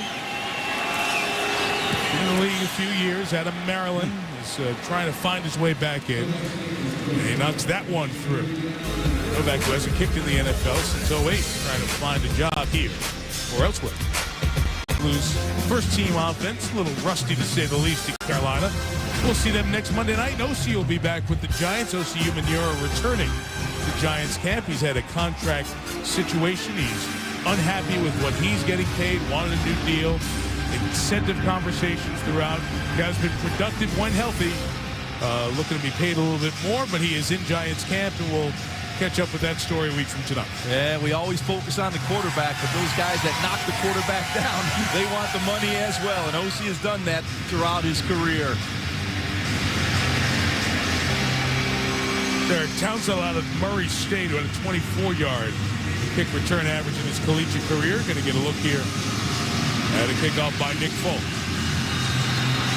And again, if you didn't watch games the first week, every player has to have a hand or a foot touching the 30-yard line. 5 yards, the maximum run-up to the kickoff, except for the man kicking.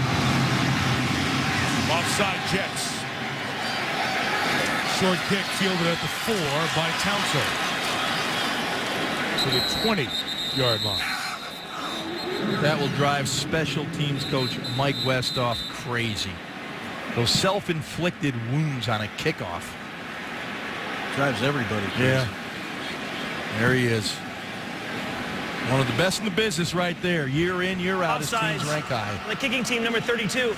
Houston elects their option of a 5-yard penalty at the previous spot and a re-kick.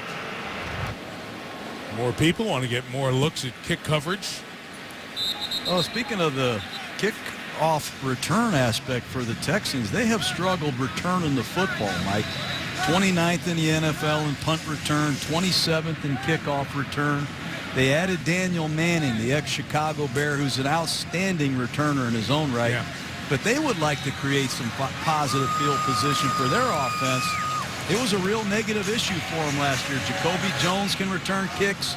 Here's a young guy, Townsend, with a chance to light it up. They have Trindon Holiday on their roster out of LSU. Small guy, just under 5'7", but blazing speed. He's run the 10 meters in 100, or the 100 meters in 10 seconds, I should say. And they so desperately wanted to get him on the field, and they thought he was going to be healthy enough. And then he got injured a few days ago. So he's been set back. He missed all of his rookie season with injury.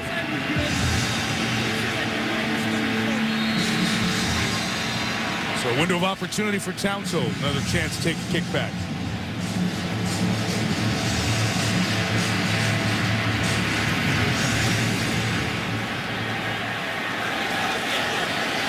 From the 2.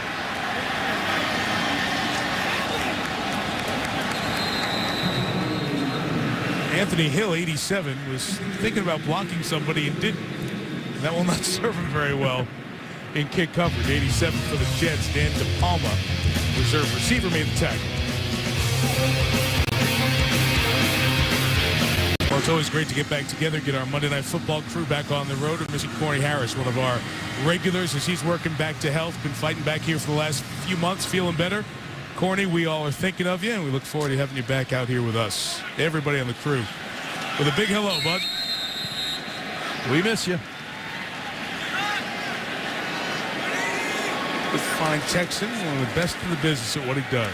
Liner still in the game. Pass deflected. Pass intercepted.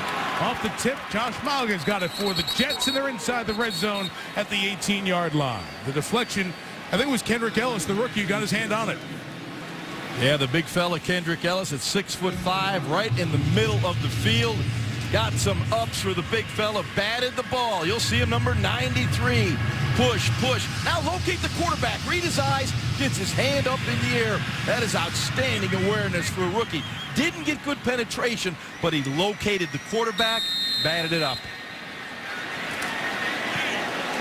Leinert's pass is intercepted on the deflection. If you weren't with us in the first half, we introduced Ellis, the third-round pick out of Hampton. As the Jets try to get younger on that defensive front, so an opportunity for Greg McElroy from the 20. Screen to Bilal Powell, and the rookie from Louisville takes it to the 1-yard line, first and goal. Greg McElroy got that out of his hands. Don't know how. Nick of time. Looked like a blown assignment on the left side of the Jet offensive line. But watch the pressure come right into McElroy's face. He retreats quick enough. He sees the throw, and Bilal Powell looks like he's at Louisville. Good finish. Powell, who became a first-time starter as a senior, has hit the field with aggression here tonight. Brian Toll out of Boston College leading Powell toward the goal line. Texans on the other side of the line of scrimmage. Loss of a yard. You get into training camp, you practice your goal line offense. A lot of the times these second and third team players don't get a lot of these reps. But I don't care how many reps you get when you get into this situation. Pad level, Ron, scoring with your man wins. And that time, the Houston Texans dominated that snap. John, I know you love this as a coach. This is where you find out who really wants it, these goal line situations. Powell, Tim Dobbins, who they signed just this past week. A lot of years in the league. First 4 in San Diego. Last year a Dolphin. Well, penetration going to come right off your left side, and Dobbins has played a long time. Played well for the Chargers, played well for the Dolphins, and he'll play well here in Houston. They just can't replicate this in practice. This is really good work in the preseason.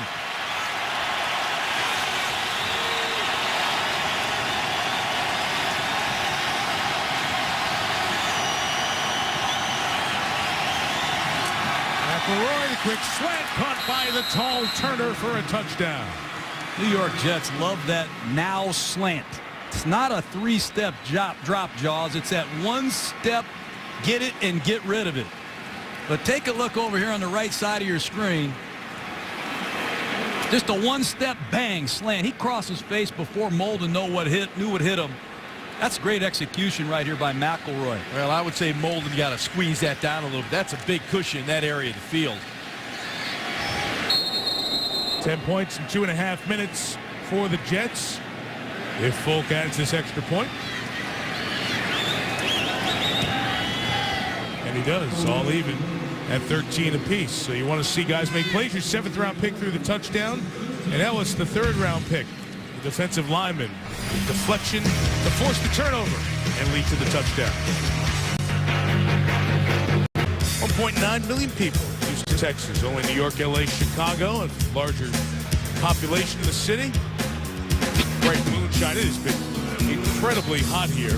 Temperature over 115 straight days, a record here in Houston.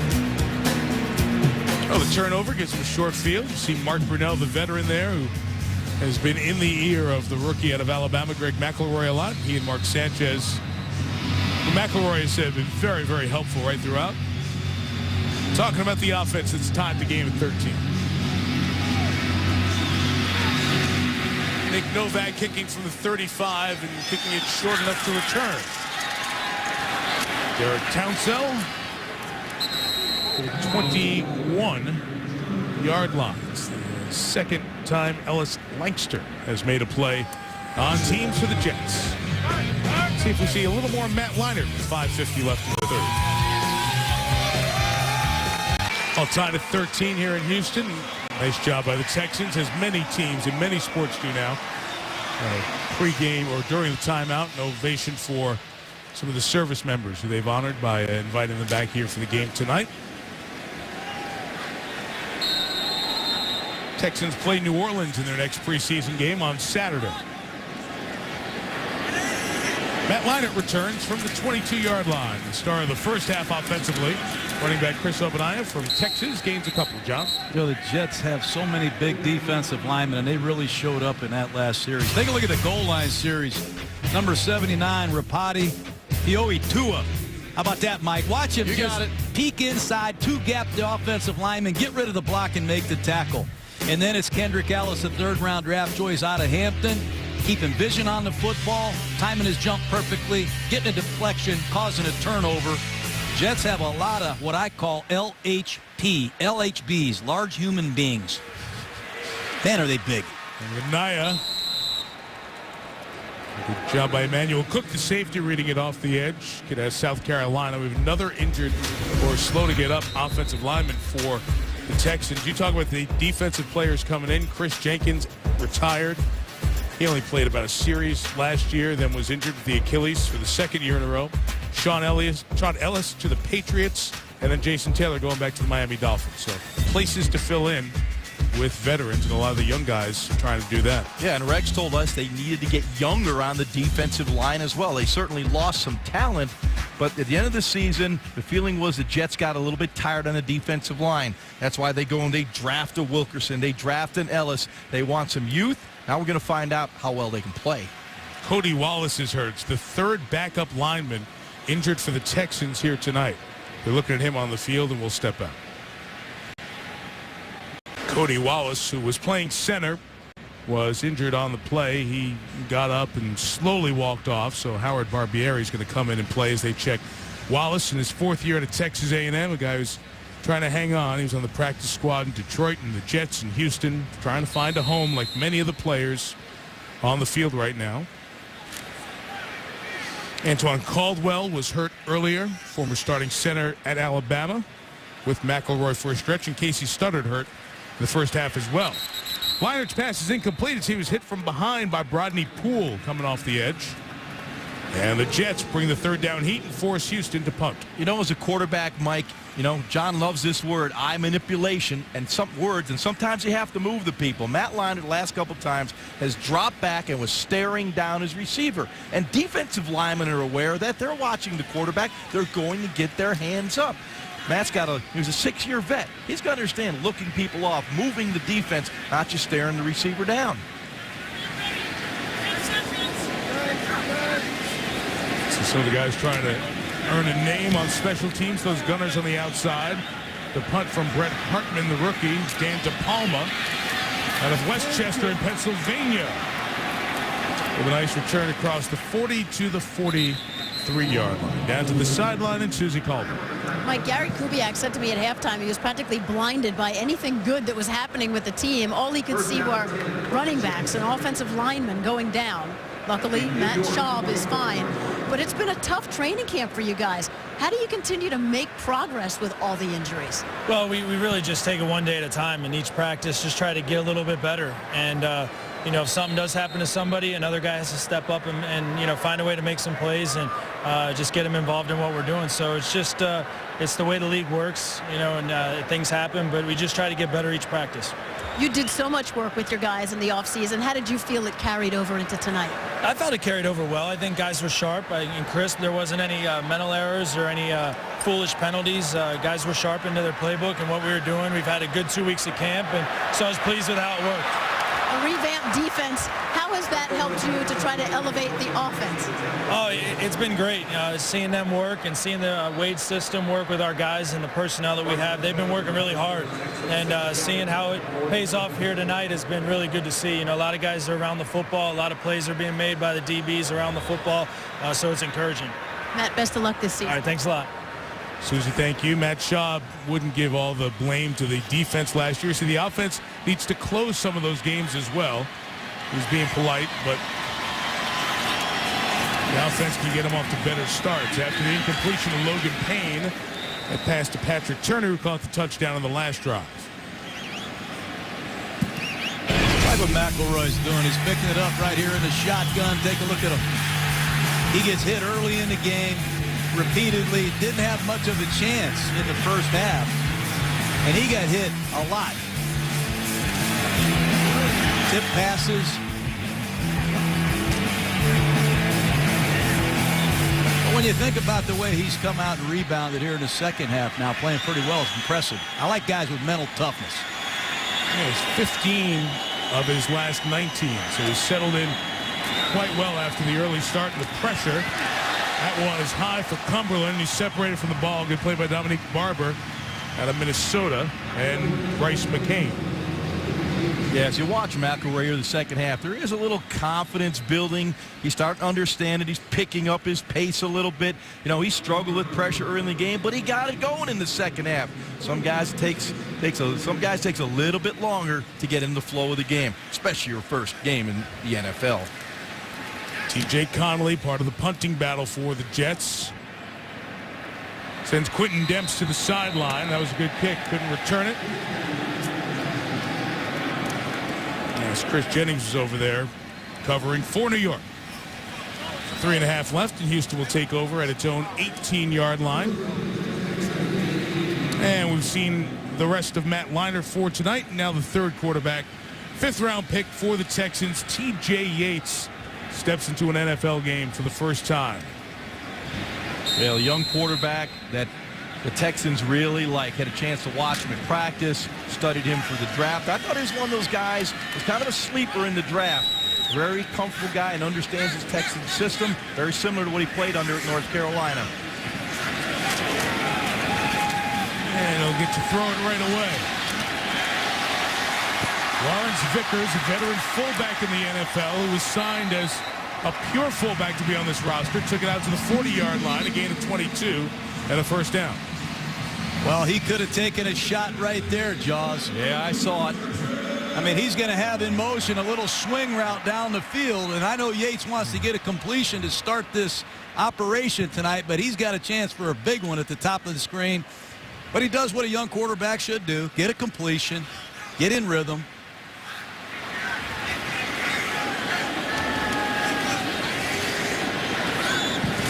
From the 40 up Anaya going left and losing a yard. Yates was a guy who was in a very difficult situation last year with all the suspensions at North Carolina. Tried to hold things together and did a pretty good job on the field. Well, to say the least. What I like about this kid is not only his 4-year starting experience, but the guy that trained him. John Shoup, an ex-NFL offensive coordinator, the offensive coordinator at North Carolina. You're going to see this guy make plays under the center, in the shotgun. He plays in a multiple pro-style offense. A lot of shifts and movement, and it prepared him well for this opportunity. 2nd and and 10. He got hit as he threw. It was caught by Derek Townsell. Gain of about 6 to the 46.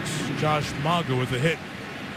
You know, as we all study quarterbacks, the draft, and look at them, you know, one of the things I really put under the microscope are the fundamentals of the quarterback position. Why Yates stood out to me was what John was talking about. Taught by John Shoup, a pro coach, understood how important mechanics are. So you've got to maintain those mechanics throughout not only your high school career, your collegiate career, and then pick them up when you get to this league because they're very important. Jeff Mayo from Oregon was in motion and blocked on the edge, but not enough space for the first down. Obanaya could not get out there as Garrett McIntyre, the Jets, helped make the play. You know, the Texans have all these great big receivers, and they're going to use Jeff Mayo, number 15, the former Oregon Duck, one of their smallest receivers, in short motion to crunch block the defensive end. I'm sure Jeff Mayo's over on the sideline saying, hey, use Dorn Dickerson or one of these 6'4", 230-pounders to do that. Let's give Marcus Dixon of the Jets the credit for making the hit before McIntyre got there. Houston didn't have the right people on the field to snap the ball, so they have to take a timeout with 56 seconds left as we enter that predictably sloppy phase of preseason games. Well, the big news that the Jets were able to make later on in the offseason was with teams like the Philadelphia Eagles and the San Francisco 49ers and Pittsburgh and the Giants in the mix. The Jets were the team that signed Plexico Burress after his time in jail of nearly 2 years, 20 months. Burress stays in the New York metro area, signing with the Jets. Of course, he had the game-winning catch in the Super Bowl 42 shocker over the previously undefeated Patriots. And Burress is out for the Jets because of an ankle injury that was suffered earlier in training camp. The Jets hope to have him back on the field Wednesday when they return to practice. As this kick by Maynard goes to the sideline, is taken out of bounds inside the 10-yard line. Take it over at the 9. We're going to talk to Plexico Burress via phone coming up when the fourth quarter gets underway. But what do you think he can add to the Jets? Red zone. What's Rex Ryan talking about? Brian Schottenheimer talking about? We got to improve our red zone production. Big, tall receiver, big, long arms to make those catches when you need them in the tight areas. There's no question. The big thing is this Plaxico Burress, the guy that we saw 995 days ago catch a pass? If he's 100% Plaxico, you're exactly right. If he's 80 or 90%, I'm not so sure. They need him to get on the practice field and get working with Mark Sanchez. He has to be a dominant force for the Jets if they're going to be that Super Bowl team they say they are. McElroy still at quarterback. Hands to Bilal Powell, gains for a couple of yards, and that number is accurate. That's the last time he was on the field before getting hurt and then shooting himself in the leg and the 20 months they spent in jail. Listen, for years, this guy dominated on the weak side. I mean, if you didn't double this guy, he ended your day. And it really softens the force on the weak side. It'll help the running game of the New York Jets. This guy has always demanded double coverage. He gets star specialty treatment every week. And if he can continue to command that, you're going to see a lot of Santonio Holmes and Keller be a much improved offense. McElroy, final play of this third quarter. He's hit as he throws, and the pass is incomplete with a shot he took from Tim Bowman, a veteran coming in right up the middle. We'll have third down coming up as we've hit the end of the third quarter here in Houston. All even at 13. We'll talk to Plexico Burress when the fourth quarter begins after this. Fourth quarter here in Houston. Jets and Texans tied at 13. A lot of Jets fans have been anxious to watch the Jets this year, but Plexico Burress is the most anxious guy watching the Jets. He's waiting to get back on the field. He joins us now via phone. Let's start with the main story, Plex. How is the ankle, and how soon will you be back on the practice field? Well, you know, the ankle's getting better every day. You know, we're just trying to get all the soreness out, all the swelling, and, you know, things like that. But, you know, as far as me getting back on the football field Wednesday, will be my full practice, and nobody's more excited than me. Now, we were talking to Santonio Holmes and some of your teammates last night. What was the deciding factor for you? You were ready to go visit San Francisco. As you were connecting in Los Angeles, you got off the phone, and your agent, Drew Rosenhaus, said, we've got to deal with the Jets. Why New York? And just an opportunity to, to play for a great organization. I mean, I have a chance to compete to win a championship every weekend. Playing out there with the guys that the pieces that they already have in place. And Rex was definitely a deciding factor to me making the decision going to play there. And I played with two great young quarterbacks in this league, and they're Super Bowl champions, and I think Mark has all the tools to take his talents to the elite level and become a championship quarterback. So that pass ruled incomplete. It'll be fourth down. We're talking to Plexico Burress. How much of your game do you think you'll be back at? What kind of level when you return after missing 2.5 years? I expect to go back to the level that I was playing at before everything happened. I mean, I believe that, I have that in me to go out and, to perform at a elite level. I haven't gotten any shorter over the past 20-some months, that's for sure. And, as far as, me getting back to playing football and getting in football shape, the only way that I'm going to get in football shape is to play football. So, starting on Wednesday, I'll be able to get back out there, get into a full practice. As far as me and Mark getting on the same page as soon as possible. I mean, I'm a quarterback, friendly receiver. Just put the ball in my area and give me a chance to make a play on. And I really think that, our passing game will, go to the next level. We saw Woody Johnson, the owner of the Jets, Mike Tannenbaum, the GM of the Jets, and Woody visited you during the NFL meetings as your legal proceeding was going on before you went to jail. How important was those guys coming to see you to you end up eventually signing and agreeing to come back with the Jets? I wouldn't say important. To me, for them to stick their hand out and to help me with everything that I had going on in my life at that time, man, it really said a lot about them as people. Not even as football. Running the organization and Woody and Rex being a coach, and just for them to come to me at that time, it really, showed me a lot about them. And I had a chance to, come back and play for them. And I just wanted to have that same loyalty that they had to me in the beginning. And, I just want to go out and, like I told Rex and I told Mark, man, when I'm on that field, I'm going to give them everything I got. And, I just want to be that person to come there and have an impact, make the guys around me better, and hopefully win a championship. T.J. Yates pass incomplete after that first down toss for Derek Townsend was long. Plex, all the time away, the 20 months incarcerated. What'd you learn about yourself and about your desire for football that fans will see when you get on the field for the Jets? Going through everything that I did, with different emotions. Football is really, on the back burner because, it didn't matter at that time. I was missing more important things. I wasn't there for my daughter when she was born, and not being there for my son. Watching him grow, and just not being the head of the household. For my wife, and all those things. And I honestly believe that if I kept myself in great shape, that football would return to me, and I would have another chance. But just being patient. Just letting everything take its course. Try not to beat myself up too bad of why things happen or what's the next path going to be. But just remaining patient. Remaining faithful. Staying positive and let everything take its course. Plex, thanks for your time. Good luck getting back on the field. We look forward to seeing you. Thanks for having me. Plexico Burress there. Garrett McIntyre with the sack. The punt was 42 yards. And the return by Dan DePalma out to the 45 as the Jets will take over in this 13-13 game. Buck and a half gone by in the fourth. Bunch of undrafted free agents out on the field trying to earn the eyes of the coaches and win a spot on this talented Jets roster.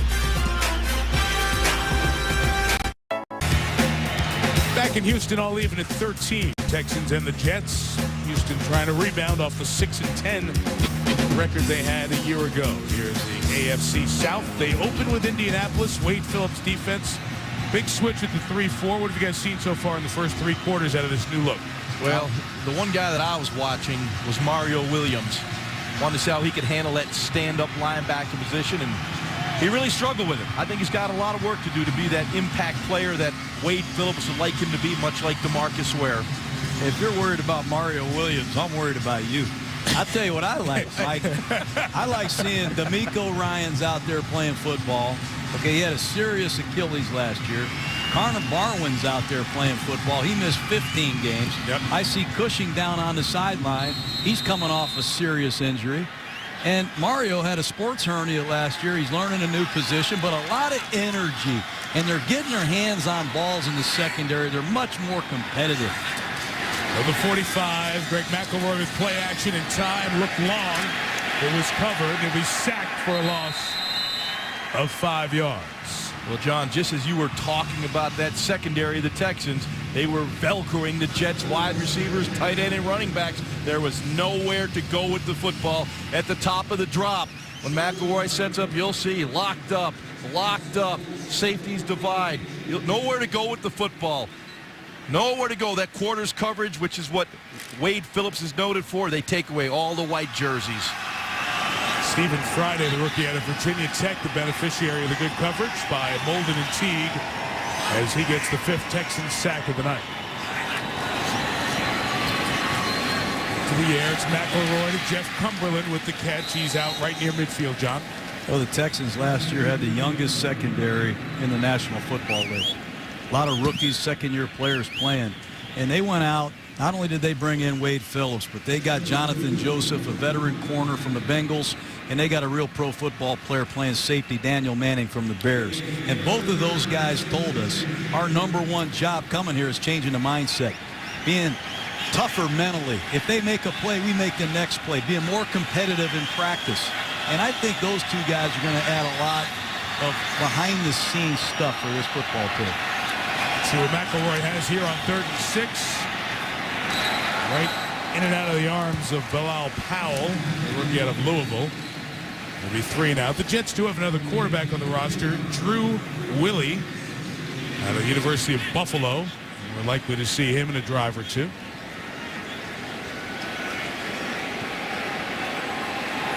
T.J. Connolly on to punt for New York.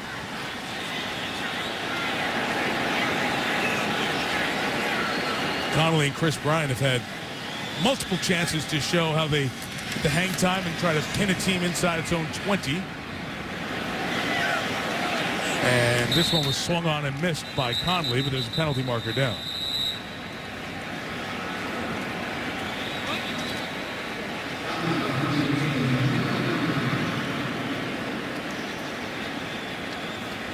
Those are the ones that really hurt a punter in a battle for the job. Yes, everybody's looking for directional punters and people that can down it inside the 10. During the kick, holding on the return team, number 26. 10-yard penalty from the 20-yard line. The ball he placed at the 10-yard line. First down. I remember when Reggie Bush came into the league with the Saints, and I told our punter, do not kick it to Bush. Yeah? You know what he did? He kicked it right down the middle, and everybody said Reggie Bush just got his first touchdown. Directional punt. Please.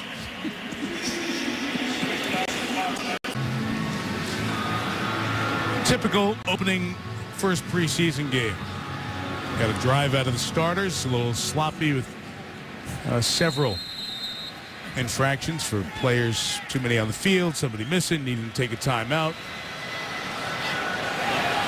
As you would expect.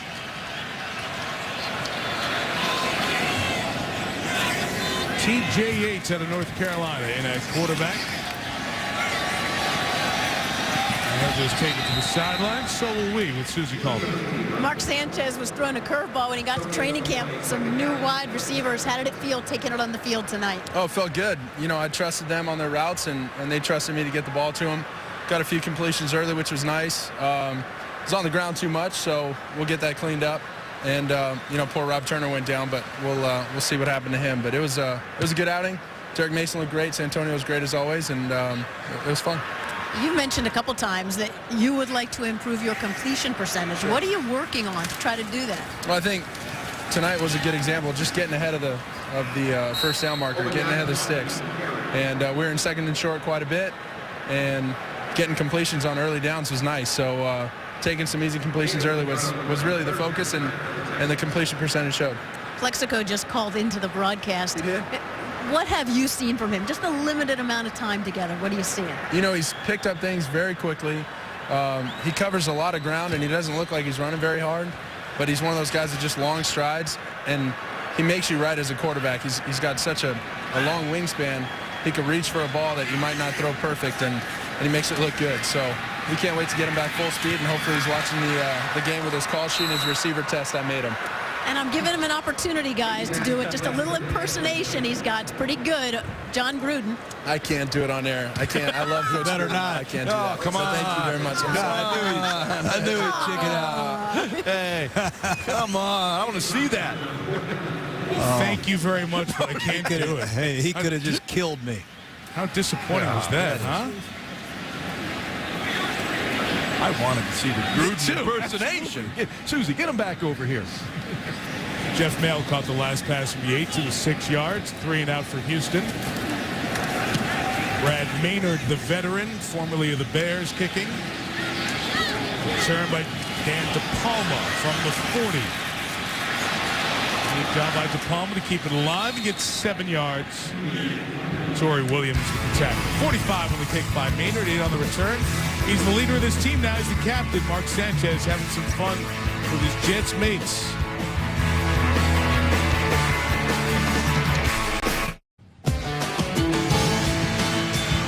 Texans open up here against Indianapolis and then go to Miami and New Orleans to start their season. Then the Steelers come to town, so it will not be easy out of the gates for the Texans fans.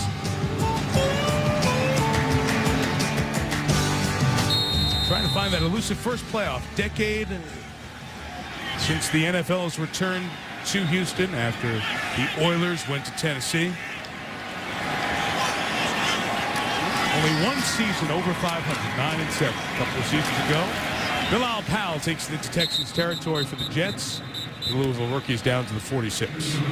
That was really impressed me this week is rookie J.J. Watt of the Houston Texans. Hey, Gary Kubiak told me that Watt reminds him of a young Howie Long. He's big, strong, athletic. He goes 100 miles an hour. He's going to knock down a bunch of passes with that size. He must have knocked down 15 balls at Wisconsin. And what a great kid, huh, Mike? Really is, John, out of Pewaukee, Wisconsin. The 11th pick in the draft. Bilal Powell, 6-yard first down run. First down we've had in 19 snaps. But, you know, J.J. Watt's going to play defensive end in this 3-4 defense. And, you know, he's at Wisconsin. They play him everywhere in third down. He's played over the center. He's wreaked havoc in there. He's been able to play a 6 technique, which lines head up on the tight end. And if you're a non-blocking, non-interested tight end, he'll own you. But he's an excellent, relentless finisher. And he did it for a couple years. A former Central Michigan transfer, was a tight end. What a great story. Get to know J.J. Watt. The pass caught by the 5th-round pick, Jeremy Curley, for the Jets. John mentioned walked on at Central Michigan. He was a legend in his hometown, and he wanted to play at Wisconsin, so he left Central Michigan. He's back in Pewaukee, Wisconsin. He's working at a Pizza Hut, delivering pizza, and he's out the first day, and he delivers a pizza, and there's a kid at the door. He's like, that's J.J. Watt. Why are you delivering pizza? He was that much of a legend in his hometown. The story goes, Watt goes back to the car, breaks down. He's all emotional over it. He says, I got to earn my way back to get this scholarship at Wisconsin and play football again. Jeff Cumberland the catch. And a first down at the 27-yard line. Son of a gun gains 25 pounds. Gets on the 2 deep. Brett Bielema gives him a scholarship. Goes on to be a first-round pick for the Badgers. This guy was a hockey player as well, Mike. He was a center. Can you see Watt coming down the ice with a stick and a puck? Get out of the way. You guys know more about J.J. Watt than anybody I've ever seen. You guys are in midseason form. You knew that story, too. You know, you were.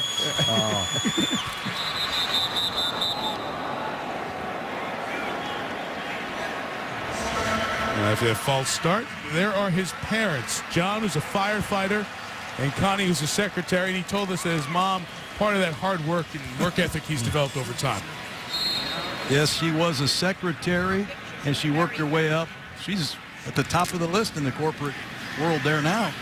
I know that, too. You are really good. Now you just We spent a lot of time with JJ, and I'm going to walk out of here. He might be one of the most impressive rookies I've seen in the last couple of years. Well, we got to camp on Saturday. Everyone said he was unblockable.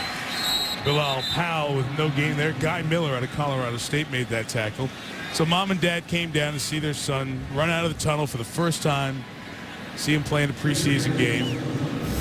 Down from Pewaukee. Look at that smile on their face. How cool is that? Kid was at Central Michigan at tight end, and he left because he wanted to find the opportunity somewhere else and walked on at Wisconsin. Look at him now. Mom and dad here, first-round pick NFL draft. And as you guys have said, making plays throughout the Texas pool. From the 32, Greg McElroy's toss is too tall and incomplete. Antoine Molden over there on the corner coverage. Mike Campbell out of Temple is the intended receiver. Well, that's where the lack of training camp shows up. They're running a fly stop against bump and run coverage. And McElroy's a little bit late with the ball. Take a look at it. Number 84, Michael Campbell, gets out of the break. He's got separation. The ball needs to be thrown earlier. These young guys need work. Game tied at 13. Jets in field goal range, 3rd and 15. And they'll run it here with Powell. He's shown a nice wiggle and some good burst. Rex Ryan telling us last night that he has those really good natural runner instincts. Lateral agility, Mike. That's the key to a running back in this league. Everyone can run fast, but it's the lateral agility you see Powell has right here. Now, make that move sideways. That's what you have to be able to do to be successful and consistent in the National Football League. Powell has seen the action from the late 3rd quarter on after Joe McKnight was shaken up.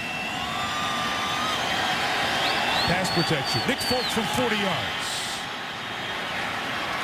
And breaks the tie with 6:06 to go. Well, these kickers just don't miss. Good to see that one go through. Jets take a 3-point lead, 6:06 to go. New York's next preseason game is home on Sunday night in the Meadowlands against Cincinnati. They have the Giants and Philadelphia to wrap up the preseason as per usual. A lot of laughter with the veterans. Serious moments for the guys on the field. Somebody just trying to make a play, open an eye, get an earlier look at a preseason game. Derek Townsell from the 1.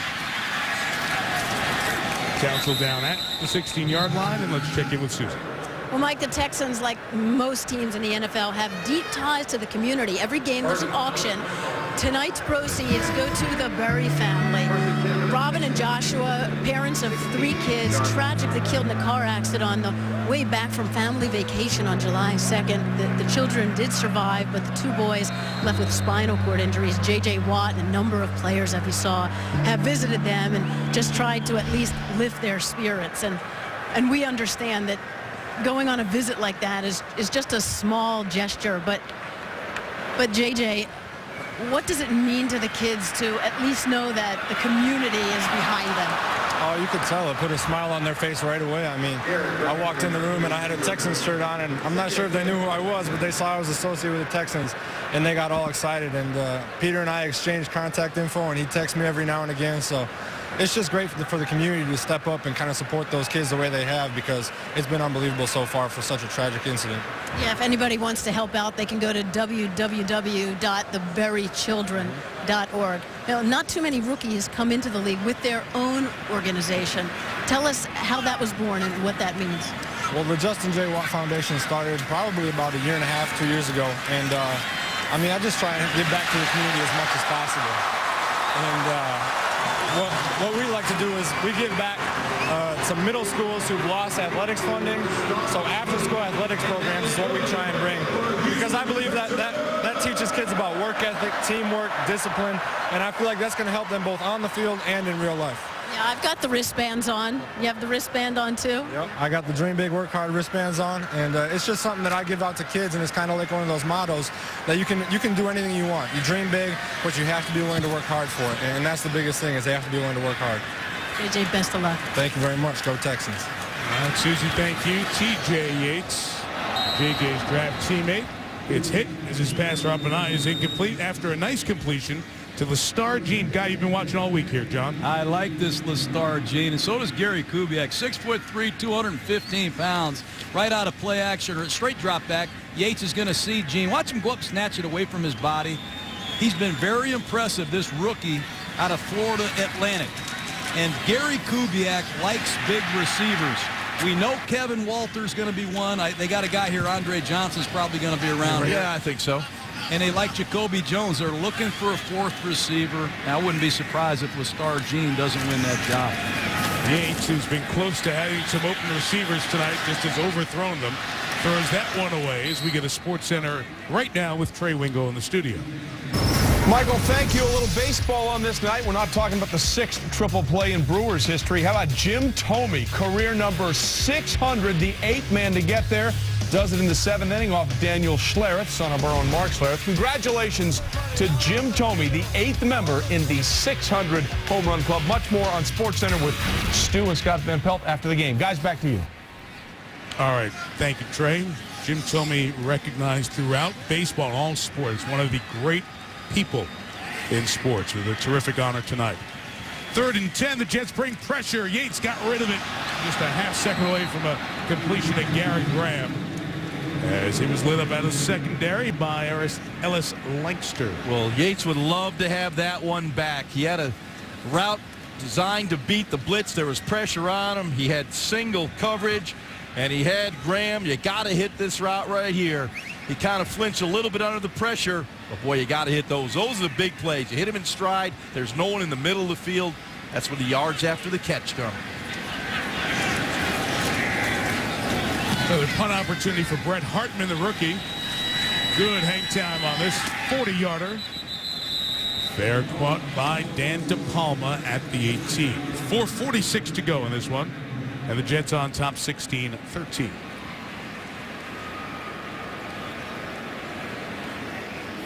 See Brian Schottenheimer down there giving his young quarterback Greg McElroy directions. This is what we call the 4-minute offense, Jaws. You have the ball and the lead. You're inside of about 4 minutes. You remind everybody to stay in bounds. We need to make a couple first downs. Let's run this clock out, end the game with our offense on the field. Every offense in training camp works on this drill. Let's see if the Jets can finish off Houston with their offense. Chris Jennings out of Arizona, played in the UFL last year, gets his first look, and he's hit in the backfield by Tim Dobbins, one of the few veterans still out there, just acquired by this team this week. Yeah, and Dobbins has been very active tonight. And Dobbins, a veteran player, knows what the Jets are going to try to do. You're going to try to bang it up in there, just get 4 or 5 yards of crack and move the chains. He wasn't going to have any of that. Fired the gap, made the play in the backfield. That's a veteran play.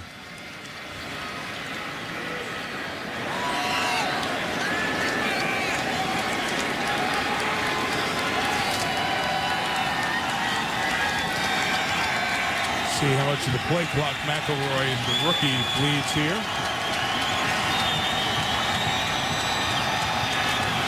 Lost the snap, got it back to Jennings. He did a really nice job to make it only a loss of 1, but what you just talked about, the 4-minute drill, John. That's bad football right there. First of all, you lose yardage on a first down play. That's a negative deal, and that's in the 4-minute drill. You fumble the snap, and then your young back runs out of bounds. So that'll be an area that Brian Schottenheimer will shake his head. He'll say, man, we got to put the 4-minute drill in. The lockout is going to really take its toll. I keep saying this, especially in situational football like this, the 4-minute drill. And with young players in the field, they're just not getting the reps at this in practice. And they would have had some reps in the offseason as well. They've had none of it.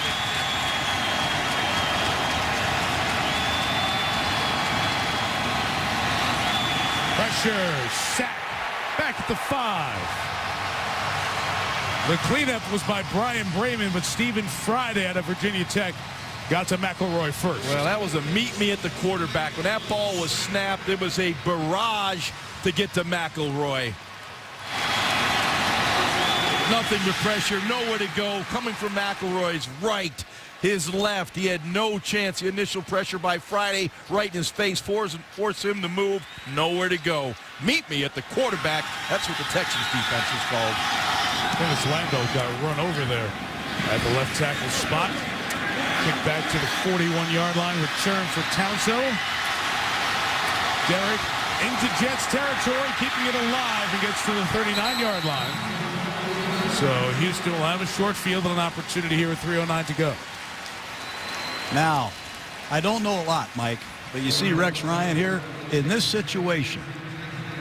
I will bet you a hot dog that he applies as much blitz pressure right here in this situation that he possibly can. He has the lead. He's got his young defense on the field against a third-team quarterback. I will be shocked if Rex Ryan doesn't apply a lot of pressure right here. All right, you think he's going to bring the house or just one or two extras?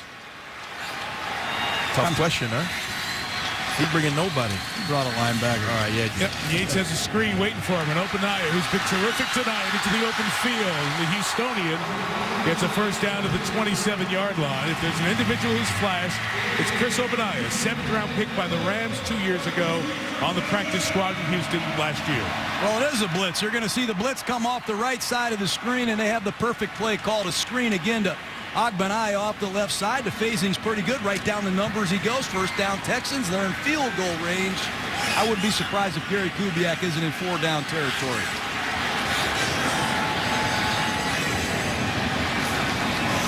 Number 28, the rookie T.J. Yates taking a shot. Caught with a flag down. Lestar Jean in the end zone. Lestar Jean from Florida Atlantic, Jaws. That's why you go to practice and scout these young guys. 6'3", use that big body. You said it, John. Kubiak loves the big guys. No Andre Johnson tonight. Throw the ball up to Lestar Jean. Well, he ran a double move. He ran a slant earlier in the game. Play. The ruling on the field stands, and it is a touchdown. And here's a slant and go. And Yates gives the big guy a chance. That's what you have to do with a big receiver. Ball's thrown to the back shoulder away from the free safety. But it's a nice route by Lestar Jean. A slant and go. And then he makes the wrong shoulder adjustment. That's a big-time play, Jaws. Right, that's a beautiful adjustment of the ball in the air. That goes a long way in impressing the coaches. You make a catch like that with the game on the line. And they're going to review this, guys. Is waiting to watch as the referee, Clete Blakeman, was looking at his pager again, the new rule. This is the end of week 1. Just hang on for 11 seconds. This rule will not last. You know, the competition committee would decide that. Every score gets reviewed and must be confirmed.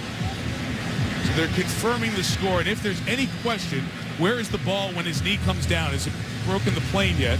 If it has or has not, will be determined now by replay. There's no challenge needed to take. Let's look right down the goal line here with our camera. There's the point of the ball when his knee comes down there. Is it crossing the plane of the goal line? Don't think so. Is that ref? Look at the referee there. Does he have great position? Perfect position. Let him make the call. He did. Touchdown. I agree with you. But it wasn't a touchdown. You can't have better position to make the call. The mechanics on this, the replay official checks the replays. If he has any uncertainty, he sends via pager down to the referee that we need to review this. And then the referee, just like the other reviews, is the one who comes over to the monitor to look to see if it's a score or not. The thinking is that it will prevent coaches from having to use challenge on scoring plays. And same things apply. It has to be a conclusive view. Based on that shot right there. There's that football. He did not cross the plane as his knee goes down. But remember, that look is not right down the plane of the goal line. We saw that look earlier. What was wrong with the old rule, Mike? Where I can challenge that. Right. This is the definitive look down the goal line. Emmanuel Cook, the defensive back, is in the way a bit. So when the knee comes down there, can you tell if any part of the ball has broken the plane? I would go with you, Jaws, from that angle and say it's just shot. Well, he's in great position to make that call. I would go with the side judge. Touchdown.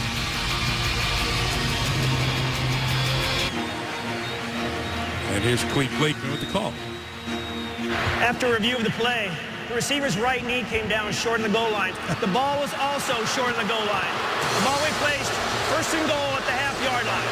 Now, John, if you were Rex Ryan and you're coaching the Jets, and that wasn't a touchdown, and the rule worked for you, wouldn't you be in favor of that rule, being a part of the NFL? I'm in favor of giving the side judge number 78 the call.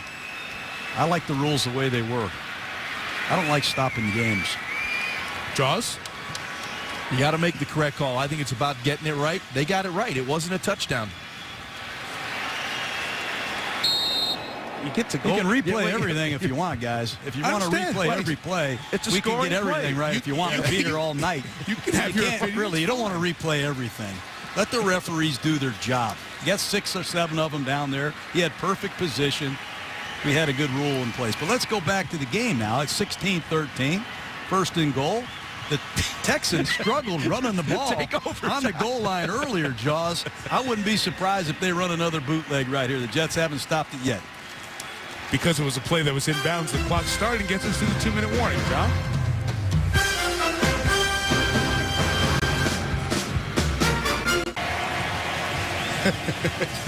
Thank you, Scotty. SVP and Stu coming up on SportsCenter here momentarily. 2 minutes left. Jets by 3. Well, the positives, you get to see more goal line offense and defense of the Texans and Jets. Right? Weren't you guys saying before that that's a... Well, the positive is both teams get a chance to prepare for the next situation, which could be a 2-minute drive for the Jets and a 2-minute defensive stop for the Texans. First and goal. Quarterback sneak it. Lawrence Vickers is the fullback with Chris Obanaya, the tailback, taking it in for the touchdown. These guys had a great night. Lestar, Gene, and this young back, Obanaya, have been impressive. This is a slant play right off the left side, and Obanaya is not going to be denied here. This is just good physical football by the Texans. Nice pad level, uncontested run. Impressive night for the youngster out of Texas. Yeah, and Lawrence Vickers leading the way. Really had no one to take care of. But that was it's an easy touchdown. I think Vickers going to be big potentially on this team. A true fullback. Yes. Very important for this offense. And by the way, John, they were able to confirm that was, in fact, a touchdown as Neil Rackers adds the extra point. And it's 20-16. I know you wanted to replay it. With 1:56 to go. John, we talked about him out of Houston, Texas. Guy who went to straight Jesuit College Prep High School in Houston. Well, he's done it all night. He's come out of the backfield and caught the ball, which you have to do in this offense. He's also been able to run the ball. He's had some good looks, don't get me wrong. But he's been very productive here. He gets out of the trouble here. He gets out on the edge again. He looks like Arian Foster on that run. And then once again in the goal line situation, he sneaks out of the backfield for an easy touchdown. And he's also showed he can run in goal line situations.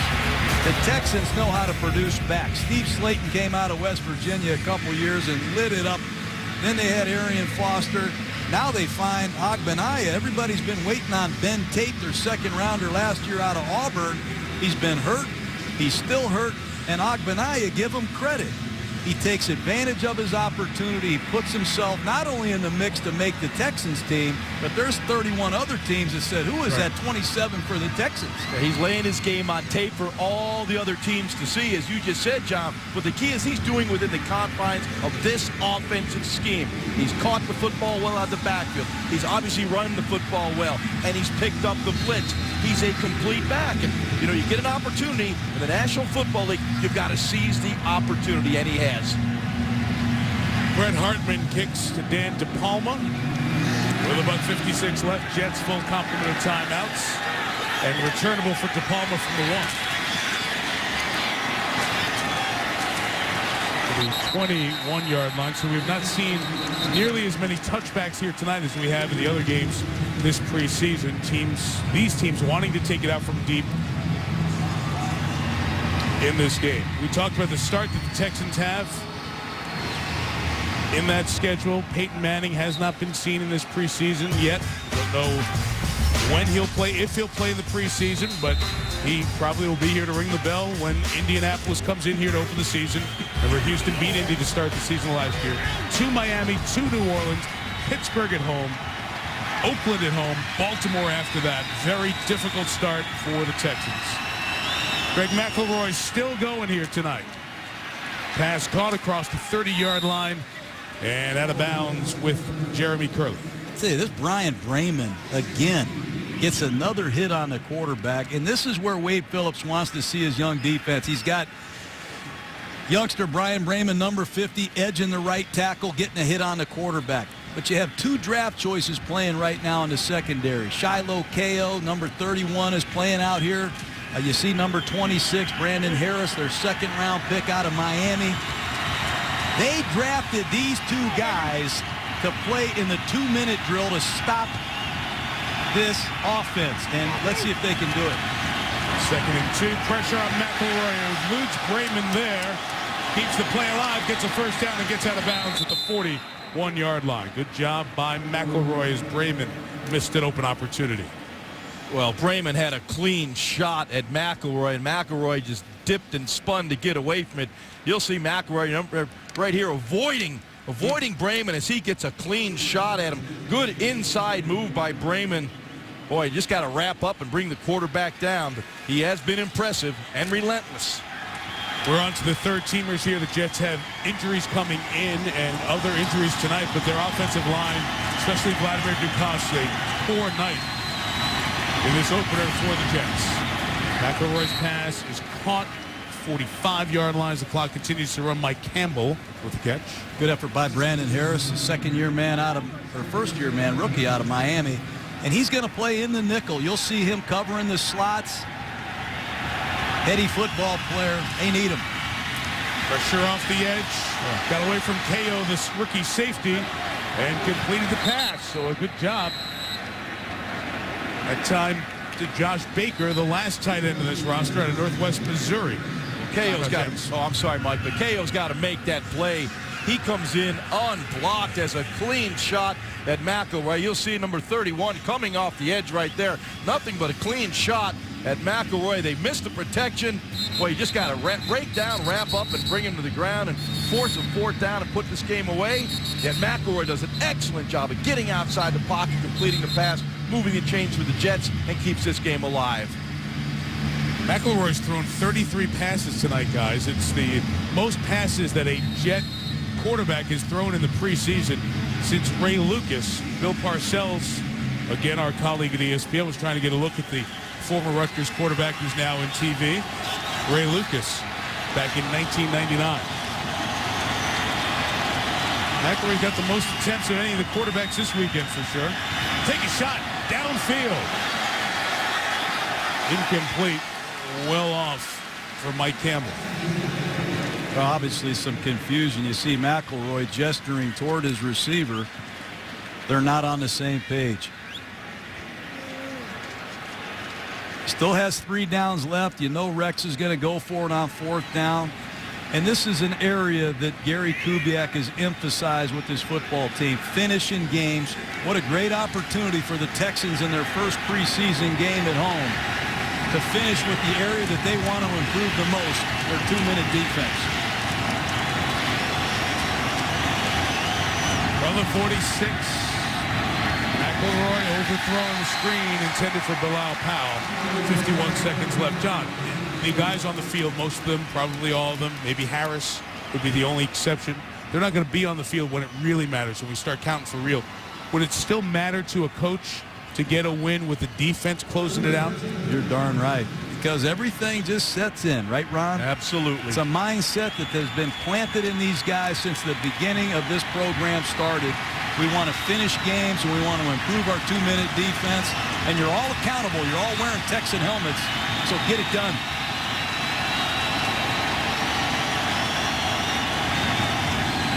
Third and 10. Again, Josh Baker. Again, a missed tackle. First down, New York to the 32. Timeout taken. 43 seconds remaining in regulation. Yeah. That's disappointing. Shiloh Ko, their 5th-round draft choice, just had a sack on McElroy. Now Ko, number 31, is going to have an easy form tackle. He misses another one. You have to get off the field in this situation by tackling and eliminating yards after missed tackles, Jaws. That's really hurting the Texans, and it continues to plague them. Well, they put themselves in good position. Wade Phillips dialing up the right defensive calls. They're not finishing. Well, here comes Brayman in to play left defensive end, number 50. He looks fresh. They just put in their 2nd-round draft choice, Brooks Reed. He's come in to close the game out. Don't kid yourselves and think this isn't important. They got 2 young pass rushers in here to end the night. It's interesting putting Reed back in there. Wade Phillips wants a win for this defense. Reed, their 2nd-round pick. First down, Jets, a pump and throw from McElroy. Got a man open. Out of the hands of Campbell as the last second Torrey Williams came over to try to break it up. Well, Campbell obviously has to come up with that catch. Double move. He gets behind the secondary. McElroy makes a terrific throw. You'll see Campbell up top. Slant and go, and he wins. Right in his hands. You got to make that catch. Oh, McElroy is going, oh my goodness. Molden drove the slant route, got beat. Campbell doesn't come up with the catch. Well, that's a great play call by Brian Schottenheimer.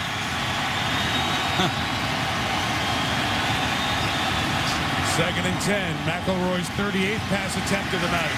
Hit as he tried to throw it. Ball free. I don't know if the Jets got it back or not as Brayman got in there one more time with the pressure. Well, that time they used one of those stunts.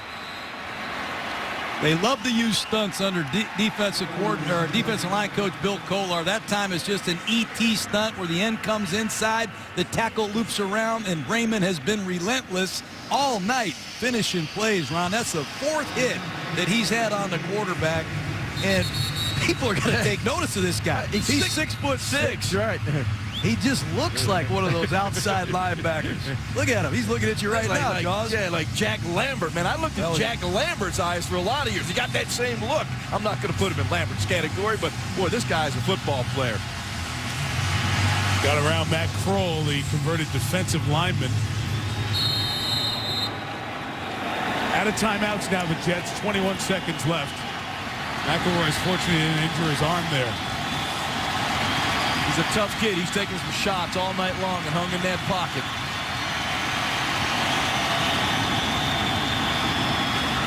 Middle of the field with no timeouts. It's caught by Baker. Got to kill the clock to get one shot at the end zone. You think this kid McElroy isn't a winner? You can see he knew what he was doing. Made sure everybody was set before he took the snap and killed it. One shot at the end zone. 5 seconds left. Yeah, you're going to get an opportunity in the middle of the field. There's no timeout. Defense will protect the boundary. You're going to find some seams available. McElroy knew that, and boy, did he make a terrific throw to Baker down that seam, put it the only place that Baker could make the catch on that back shoulder running down the middle of the field. That's where you look for Patrick Turner, number 88, the biggest wide receiver you have. Ball has to be thrown into the end zone. You'll have some big receivers looking for the ricochet, but you have to protect first. Turner just beating. No, they did not beat the delay a game. We get a whistle on the near sideline as the Texans took a timeout. McElroy trying to beat the play clock. Timeout, Houston. That's their 2nd timeout of the half. Looks like they a 30-second timeout. You see Mark Sanchez over there as well, and that's been a lot of the conversation. You talk to everyone around the Jets, and Sanchez's leadership is something that has been spoken of very highly, and here he is calling everybody over. Well, he organized their lockout camp, their West Coast quarterback wide receiver camp. He's really taken charge of the offense of the New York Jets, and he wants to win this darn game. I know it's a McElroy out there, but it's a long flight from Houston back to New York. You like to have a victory under your belt when you get on that plane. Look at this kid. It's great. And you know what? I see you guys kind of grinning a little bit. I saw Mark Brunell in the background there with that smile on his face, and Brian Schottenheimer as well. They love to see guys who they're just getting to know in these situations accept them and thrive. Look, he's been hit hard all night. He's had 2 touchdowns dropped by his own team. And he's got the Jets in position. He has one play, trips to the right. He's got a slot to the left. They need to protect to let these routes develop.